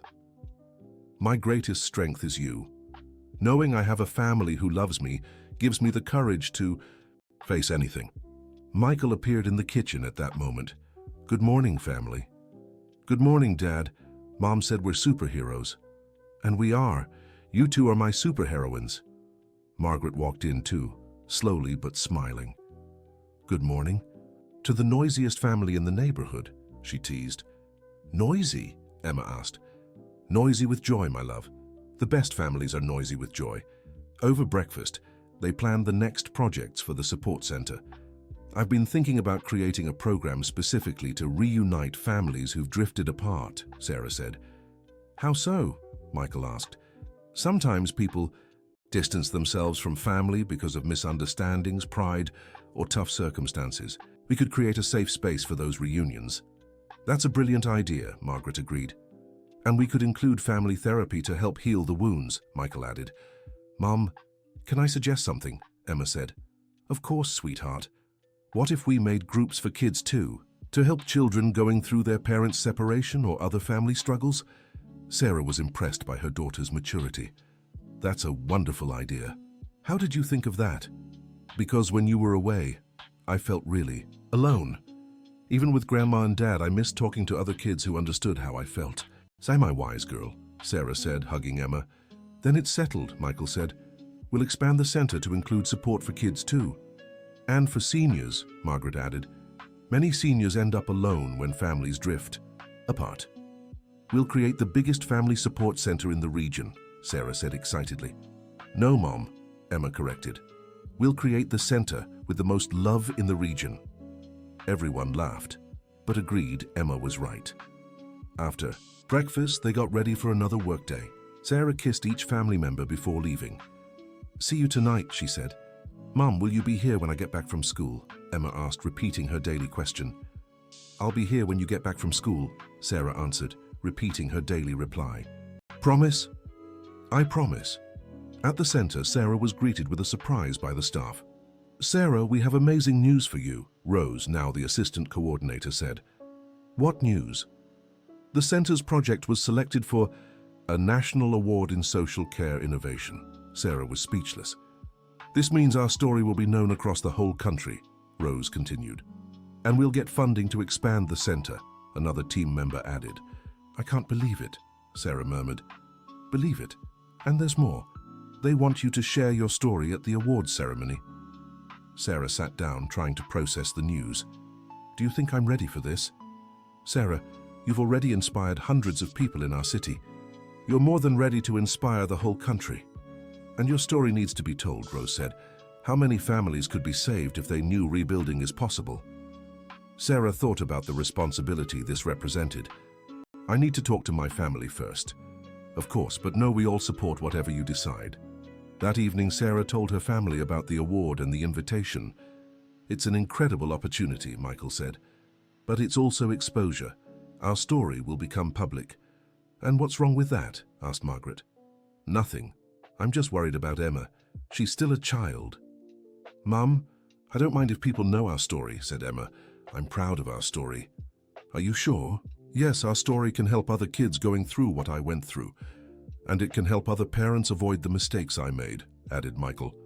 "And it can help other grandmothers not give up searching for their grandchildren," said Margaret. Sarah smiled, feeling her family's support. "Then let's do it. Let's share our story with the world." "Yay!" Emma cheered. "We're going to be famous." Everyone laughed. "We're not going to be famous," Sarah corrected. "We're going to be useful, which is much better than being famous." 3 months later, Sarah stood on stage in a large auditorium in Washington, D.C., telling her story to hundreds of social workers from across the country. "My story begins with a 6-year-old girl who offered bread to a homeless woman," Sarah began. "That little girl didn't know she was offering much more than food. She was offering love, hope, and a second, Chance. In the audience, Michael, Emma, and Margaret watched with pride.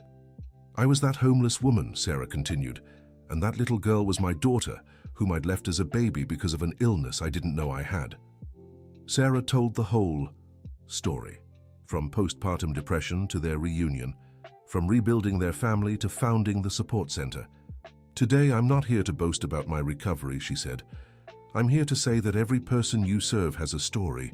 Every vulnerable person was once someone's baby, someone's dream. The audience was completely silent. And every family, no matter how broken it seems, has the potential to heal. They just need someone to believe in them when they can't believe in themselves. When she finished speaking, the audience rose in a standing ovation that lasted several minutes. During the awards ceremony, Sarah was called back on stage. The National Award for Innovation in Social Work goes to Sarah's Family Support Center for exceptional work in family reunification and support for vulnerable mothers.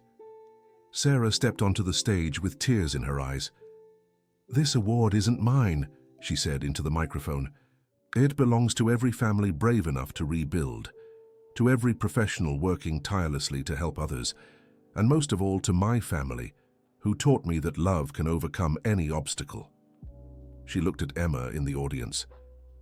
"Especially my daughter, who forgave me when I couldn't forgive myself, who loved me when I felt unworthy of love, who taught me that family isn't about being perfect, it's about showing up." Emma was crying with emotion in the crowd. After the ceremony, many people approached Sarah to share their own stories and ask for advice. "Your story gave me hope," one woman said. "My daughter left our family 3 years ago and I didn't know what to do anymore." "Don't give up," Sarah said. "Love always finds a way. How can I be sure? Because love is stronger than any pain. It might take time, it might be hard, but love always wins." A man also approached. "My wife is struggling with postpartum depression and I don't know how to help." "First, understand it's not her fault," Sarah said. "Second, get professional help. Third, be patient. Healing takes time. What if she wants to leave like you did? Don't let her go alone. Go with her. Face it together."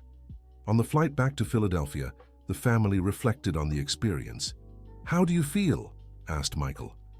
"I feel like our story now belongs to everyone," replied Sarah. "And that's both frightening and wonderful at the same time." Why frightening? Because now we have the responsibility to keep being an example, to keep proving that recovery is possible. And why wonderful? Because our pain now has a greater purpose. It can help thousands of families. "Mom, did you see how many people cried when you told our story?" said Emma. "I did. People who are going through similar situations. And now they know they're not alone." "Exactly, no one is alone." Margaret, who had stayed quiet during the flight, finally spoke. "Do you know what amazes me the most about all this?" "What, Grandma? How a simple act can change the world. I just offered help to a person on the street. Emma just offered a loaf of bread. And look where we are now." "It's the butterfly effect," said Sarah. "Small actions can have big consequences." "So does that mean everyone can make a difference?"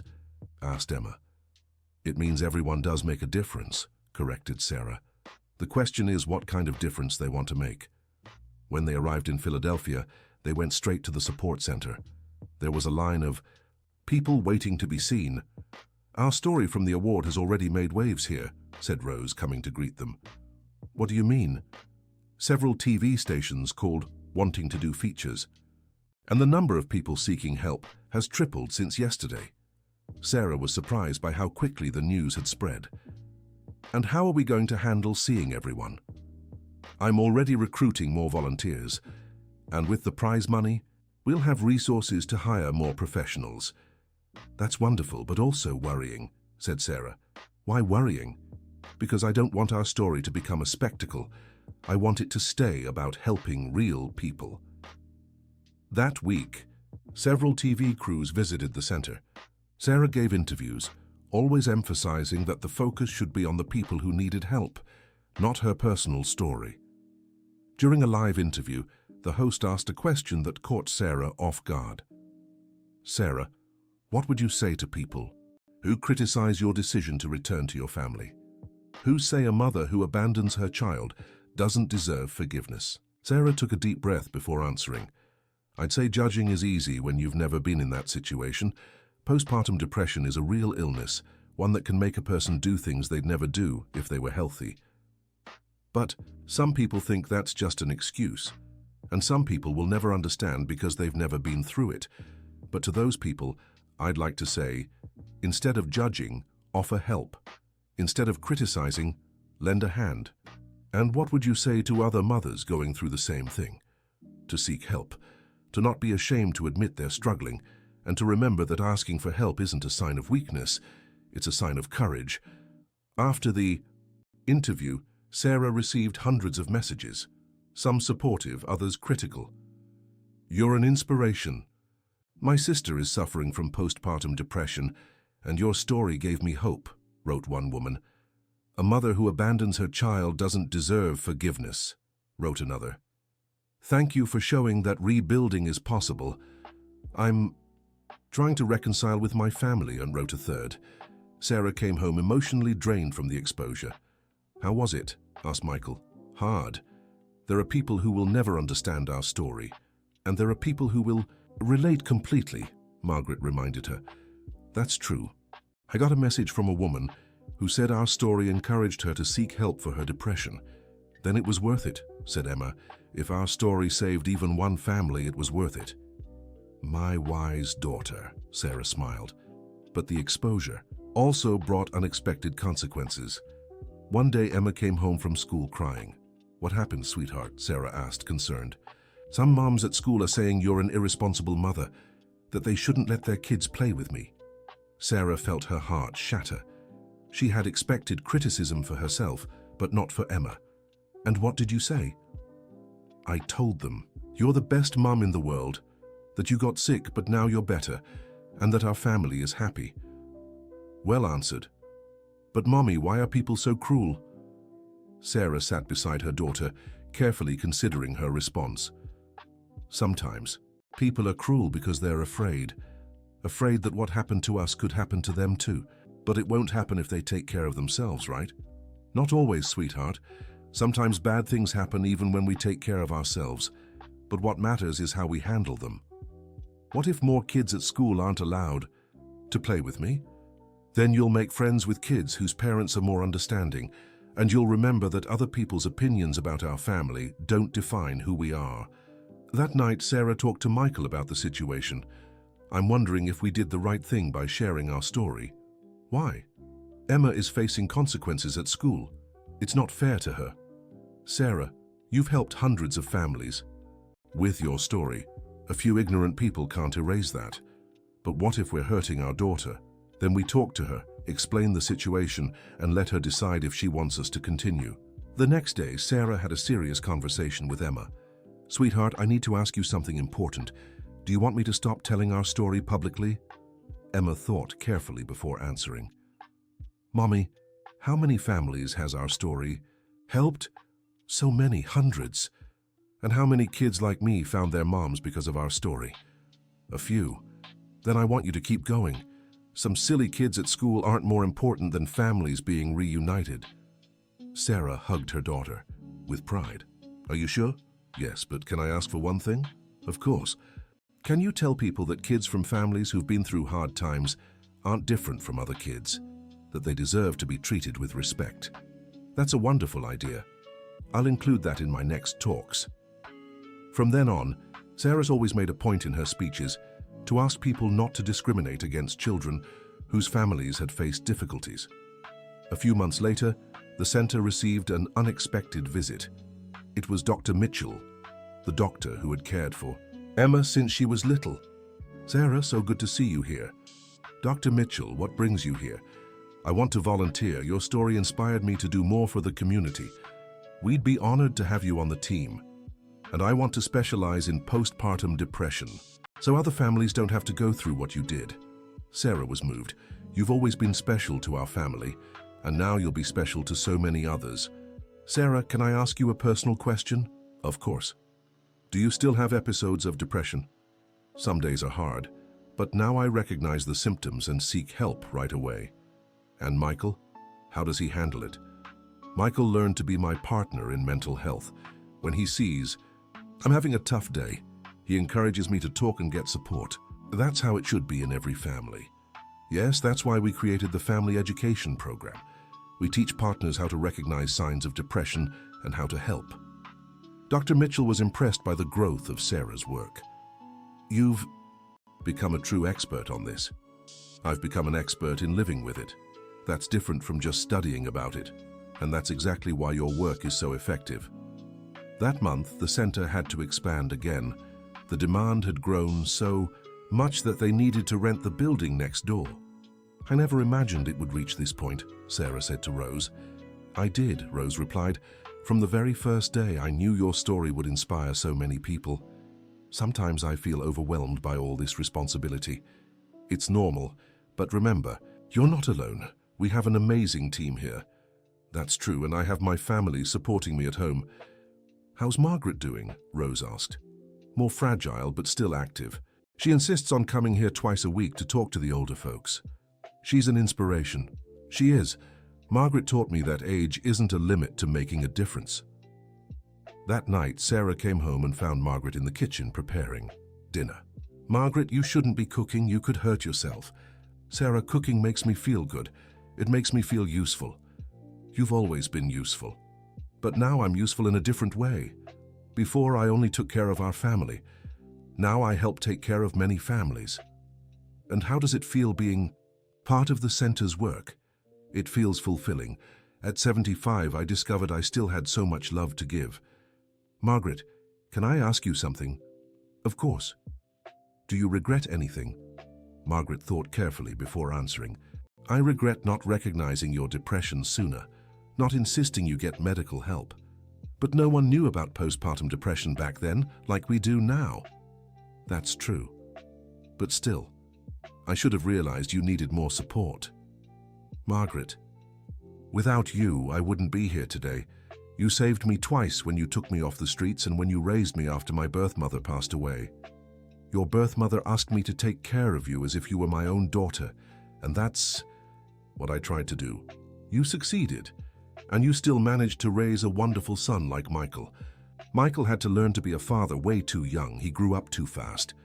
But he became a good man. He did. And now he's being a present father to Emma in a way he might not have known how to be back then. We all grew from that experience. Oh, we did. And now we're helping other families grow too. During dinner, Michael shared some news. I got an interesting offer today. What offer? Sarah asked. A company wants to hire me to give talks about responsible fatherhood. That's wonderful. Are you going to accept?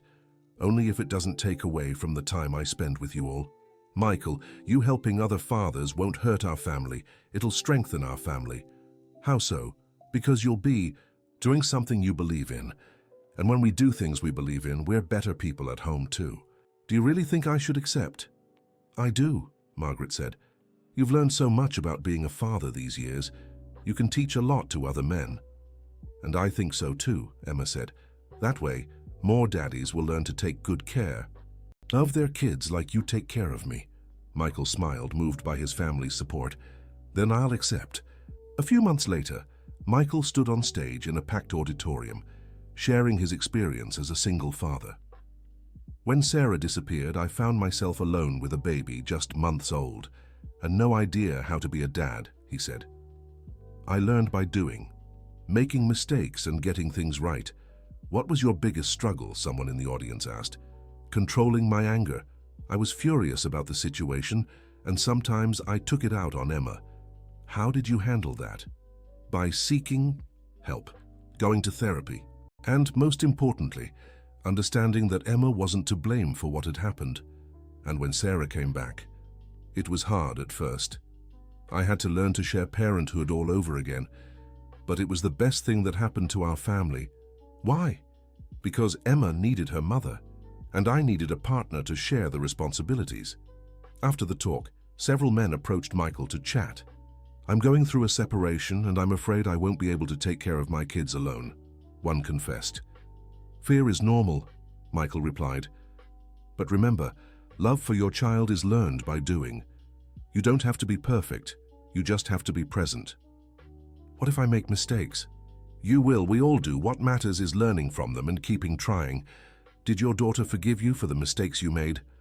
My daughter doesn't even remember the mistakes I made. She remembers the love I always showed her. A young father also approached.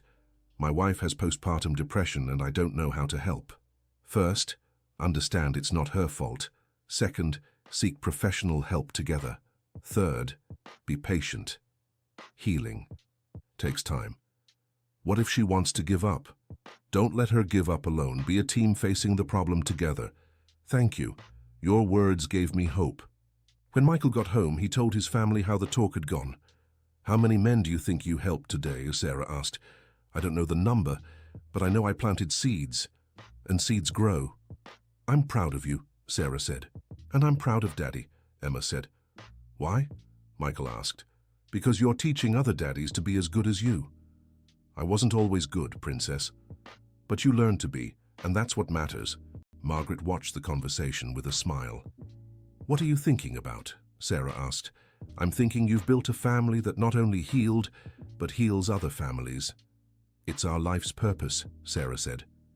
And it's the best purpose anyone can have.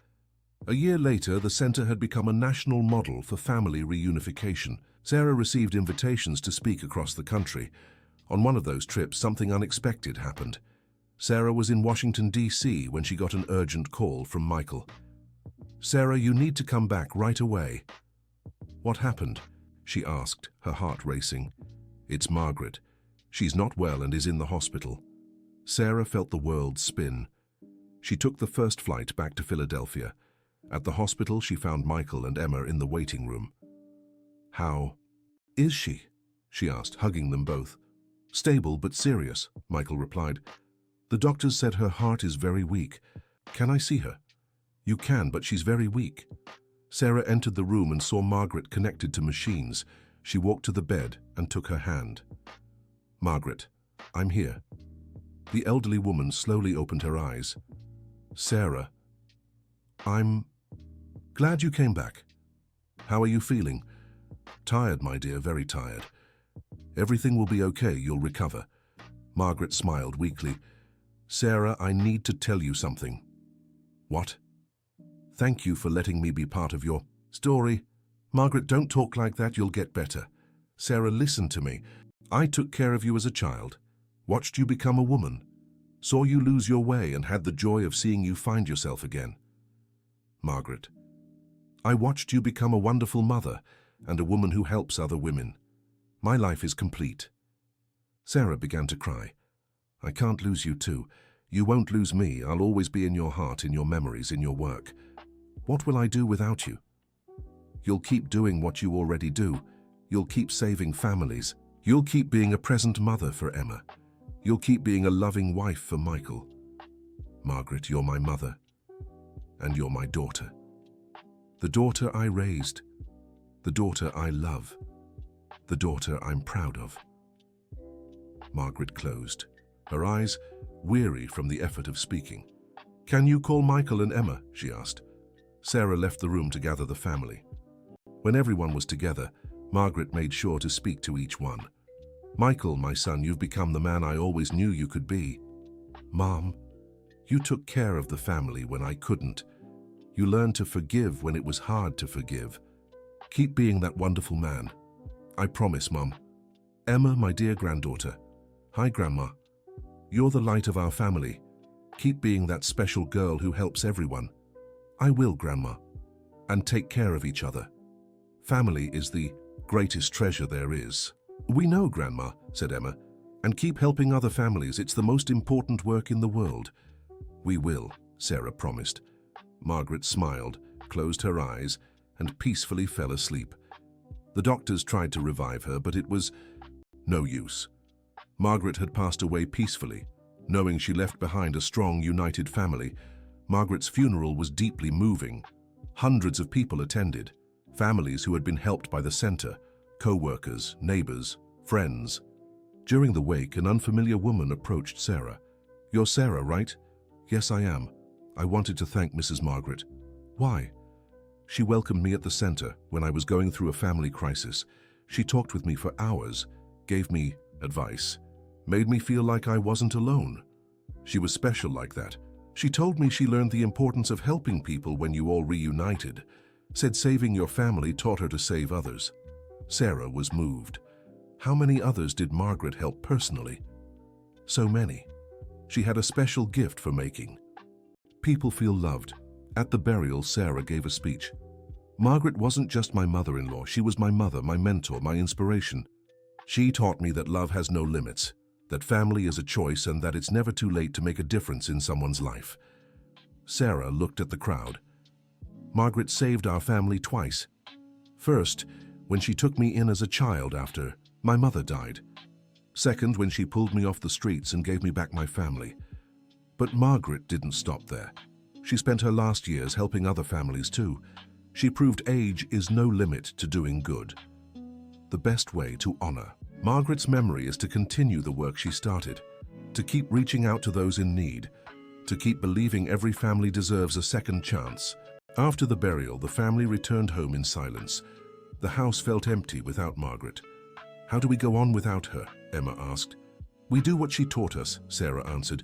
We keep being a family that loves, forgives, and helps others. Would she be proud knowing we'll keep the center going? Emma asked. She knows, Michael said, and she is proud. In the days that followed, the family had to adjust. Sarah had cancelled all her trips and speaking engagements to stay close to home. Sarah, you need to go back to work, Rose said a week later. I don't feel ready. Margaret would be upset if she knew you stopped helping people because of her. I know, but it still hurts so much. It always will. But you learned we can use our pain to help others. That's true. Besides, we have a long waiting list. So many families need help. All right, I'll go back Monday. When Sarah returned to the center, she was warmly greeted by the staff. How did you keep everything running without me? She asked.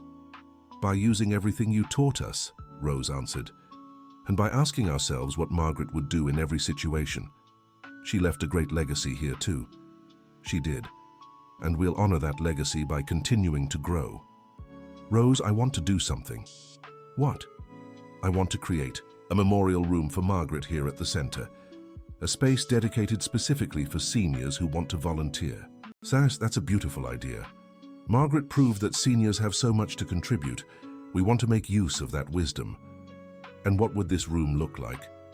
A space where seniors can come talk to families, share life experiences, and offer advice based on their wisdom. Margaret would be moved. Sarah spent the following weeks planning the memorial room. When it opened, dozens of seniors volunteered to participate.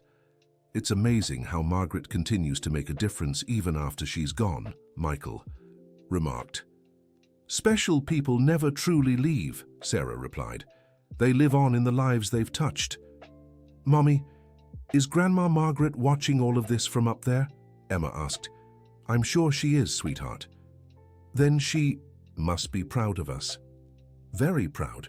6 months after Margaret's passing, Sarah received an unexpected proposal. Sarah, we want to adapt your story into a movie, said the producer who had called. A movie? Yes. Your story is inspiring and could reach millions of people. I don't know. Our story is very personal. That's exactly why it's powerful. Real people, real situations, real emotions. Guz, can I talk to my family? Of course, but think about how many families could be helped. Sarah discussed the proposal with Michael and Emma. What do you think? I think it would be a way to honor Margaret, Michael said. She always wanted our story to help as many people as possible. What about me? Emma asked. Will they show my part of the story too? Most likely. How do you feel about that? Proud. Our story is beautiful. Claire deserves to be told. So you think we should accept? I think so, Michael said, but on the condition that the movie stays true to the facts. We don't want our story romanticized. And that part of the film's profits go to family support centers, Emma added. My daughter always thinking of others, Sarah smiled. I learned from you. Sarah accepted the proposal under the conditions suggested by her family. The film took 2 years to produce. During that time, Sarah frequently consulted the script to ensure the story was told accurately and respectfully. I want postpartum depression shown as it really is, she told the director. Not as a choice, but as an illness. And we want them to show that family reunification isn't magic, Michael added. It's hard work, therapy, a lot of love and a lot of patience. And that children can forgive, Emma said. But forgiveness doesn't mean forgetting. It means choosing love. The film was released in theaters nationwide. The premiere took place in Philadelphia, with the ECE, family and the entire center staff in attendance. When the lights came on at the end, there wasn't a dry eye in the theater. "How does it feel seeing your story on the big screen?" a journalist asked. "Emotional," Sarah answered, "and hopeful that this story will inspire other families." "Did the film change how you see your own story?" "It made me realize how much we've grown," Michael said. "When you see your story from the outside, you can better grasp the transformation. And it made me even prouder of our family," Emma added. "What message do you hope people take from the film?" "That family isn't about being perfect," Sarah said. "It's about showing up, supporting each other, and never giving up on love." "And that it's always possible to start over," Michael added. "And that children are stronger than adults think," Emma concluded. The film was a hit with audiences and critics alike. But more importantly, it sparked a national movement to support struggling families. Support centers similar to Sarah's were opened in several cities. The discussion about postpartum depression gained media attention. Public policies for family support were created. "I never imagined our story could lead to all this," Sarah said to Rose. "I did," Rose replied. "From day one, I knew you were special. We're not special. We're ordinary. And that's what makes our story powerful." "How?" "So? Because it shows that ordinary families can overcome extraordinary situations, that you don't need to be a superhero to make a difference." "It's true. You've proven that ordinary love can yield extraordinary results." 2 years after the film's release, Sarah was pregnant again. "How do you feel?" Michael asked, placing his hand on her belly. "Scared and happy at the same time." "Scared why?" "What if the postpartum depression comes back? Then we'll face it together. Now we know the signs, we know how to seek help, we know it's not your fault, and we know we're stronger together," added Emma, who was now 19. "Do you think I'm doing the right thing getting pregnant at 42? "I think you're following your heart," Michael said. "And I'm going to have a little brother or sister," Emma cheered. "Won't it be hard for you to share the attention?" "Mom, you taught me that love doesn't shrink when it's shared, it grows." Sarah smiled, moved. "My wise girl." During the pregnancy, Sarah kept working at the center but reduced her hours. She was determined not to repeat past mistakes. "How are you feeling today?" Michael asked every morning. "Good. A little tired, but good." "Any signs of sadness or anxiety?" "No, I'm at peace. And if at any point you're not, I'll tell you right away, promise." Emma was also watchful for signs. "Mom, can I stay home the first month after the baby's born?" she asked. "Why?" "To help you so you don't feel alone like last time." "You don't have to do that, sweetheart." "I want to. We're a family, remember? We take care of each other." When the baby arrived, a boy named Ethan, after the boy in the story Margaret used to tell, Sarah was surrounded by support. Michael took extended paternity leave. Emma cancelled a trip with friends to stay home. The center's team organized so Sarah could focus fully on postpartum recovery. "How are you feeling?" Dr. Mitchell asked during the first postpartum checkup. "Good, tired, but good." "Any signs of depression?" "Not so far, but I'm watching for them." "And do you have support at home?" "All the support in the world." That makes all the difference. In the first few months, Sarah had moments of anxiety, but nothing like what she'd faced with Emma. "The difference is incredible," she told Michael. "What difference?" "Between having support and not. Between knowing what to expect and being lost. Between having a safety net and being alone. That's why our work matters so much. Yes, no family should go through what we did the first time." Ethan grew up healthy and happy, surrounded by his family's love. Emma was a devoted and affectionate big sister. "Mom, he recognizes me," Emma said when Ethan smiled at her. "Of course he does. You're always with him. I want him to know he can always count on me." "He will. Just like you always knew you could count on me, even when I wasn't there." "What do you mean?" even when I was lost. My love for you never went away. And now Ethan has that love, plus yours, plus Dad's, and Grandma Margaret's, who's watching over him from above. Absolutely. When Ethan turned 1, the family threw a party that also celebrated the center's 5th anniversary. 5 years saving families, Sarah said during her speech. How many families do you think you've helped so far? Someone from the audience asked. We've lost count, Rose replied. But we know every reunited family makes it all worth it. And what was the most memorable case? Another asked. Sarah looked at Emma, now a young woman of 20. The most memorable was the first one, a 6-year-old girl who offered bread to a homeless woman, not knowing it was her mother. Why is that case special? Because it taught me love has no age, that a child can be wiser than any adult, and that simple gestures can change lives forever. Emma stepped up to the microphone. Can I say something too? Of course, sweetheart. I want to tell all the children here that you're more important than you realize, that your love can heal broken adults, that forgiveness isn't weakness, it's strength. The audience applauded, moved. And I want to tell all the adults that it's never too late to start over. That family isn't about being perfect, it's about showing up. And that true love always finds a way to win. Sarah hugged her daughter, proud. Now, I have an announcement to make, Emma said. What announcement? I'll graduate in psychology next year, and I want to work here at the center officially. Really? Sarah asked, surprised. Really?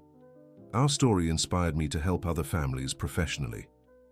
It'd be wonderful to have you on the team. And I have an idea for a new program. What program? A program specifically for children of parents who've struggled with depression, to teach kids how to cope and support their parents. Sarah was emotional. That's a brilliant idea. So I learned by living it. Now I want to teach what I've learned. Michael stepped up to the microphone. Can I say something too? Of course.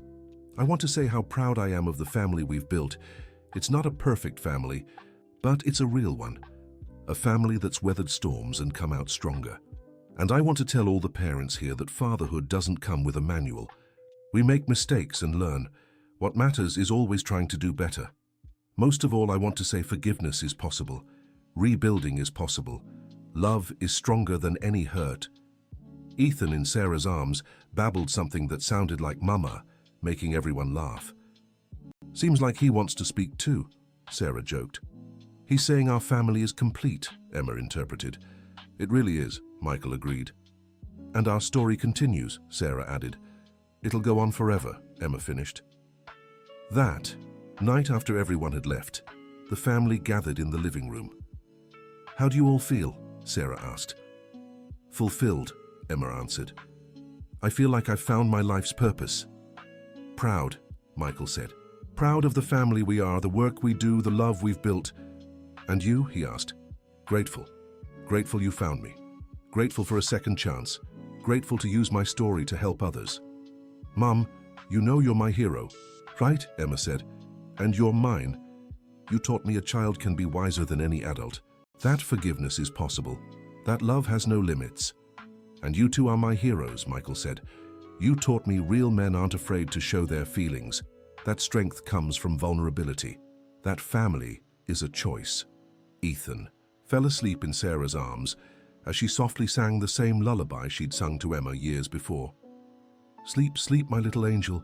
Mama's right here. Now you really are here, Emma whispered. I've always been here in your heart.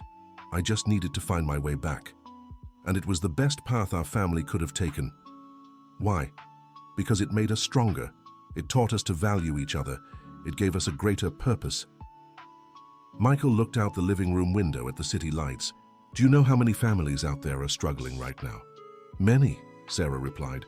And do you know how many of those families will be helped because of our work? Many too. That's what makes me wake up every day. Eager to work. That's what gives meaning to everything we've been through. Emma got up and went to the bookshelf, where she picked up the notebook Sarah had started years ago to write the family's story. Mom, you stopped writing our story.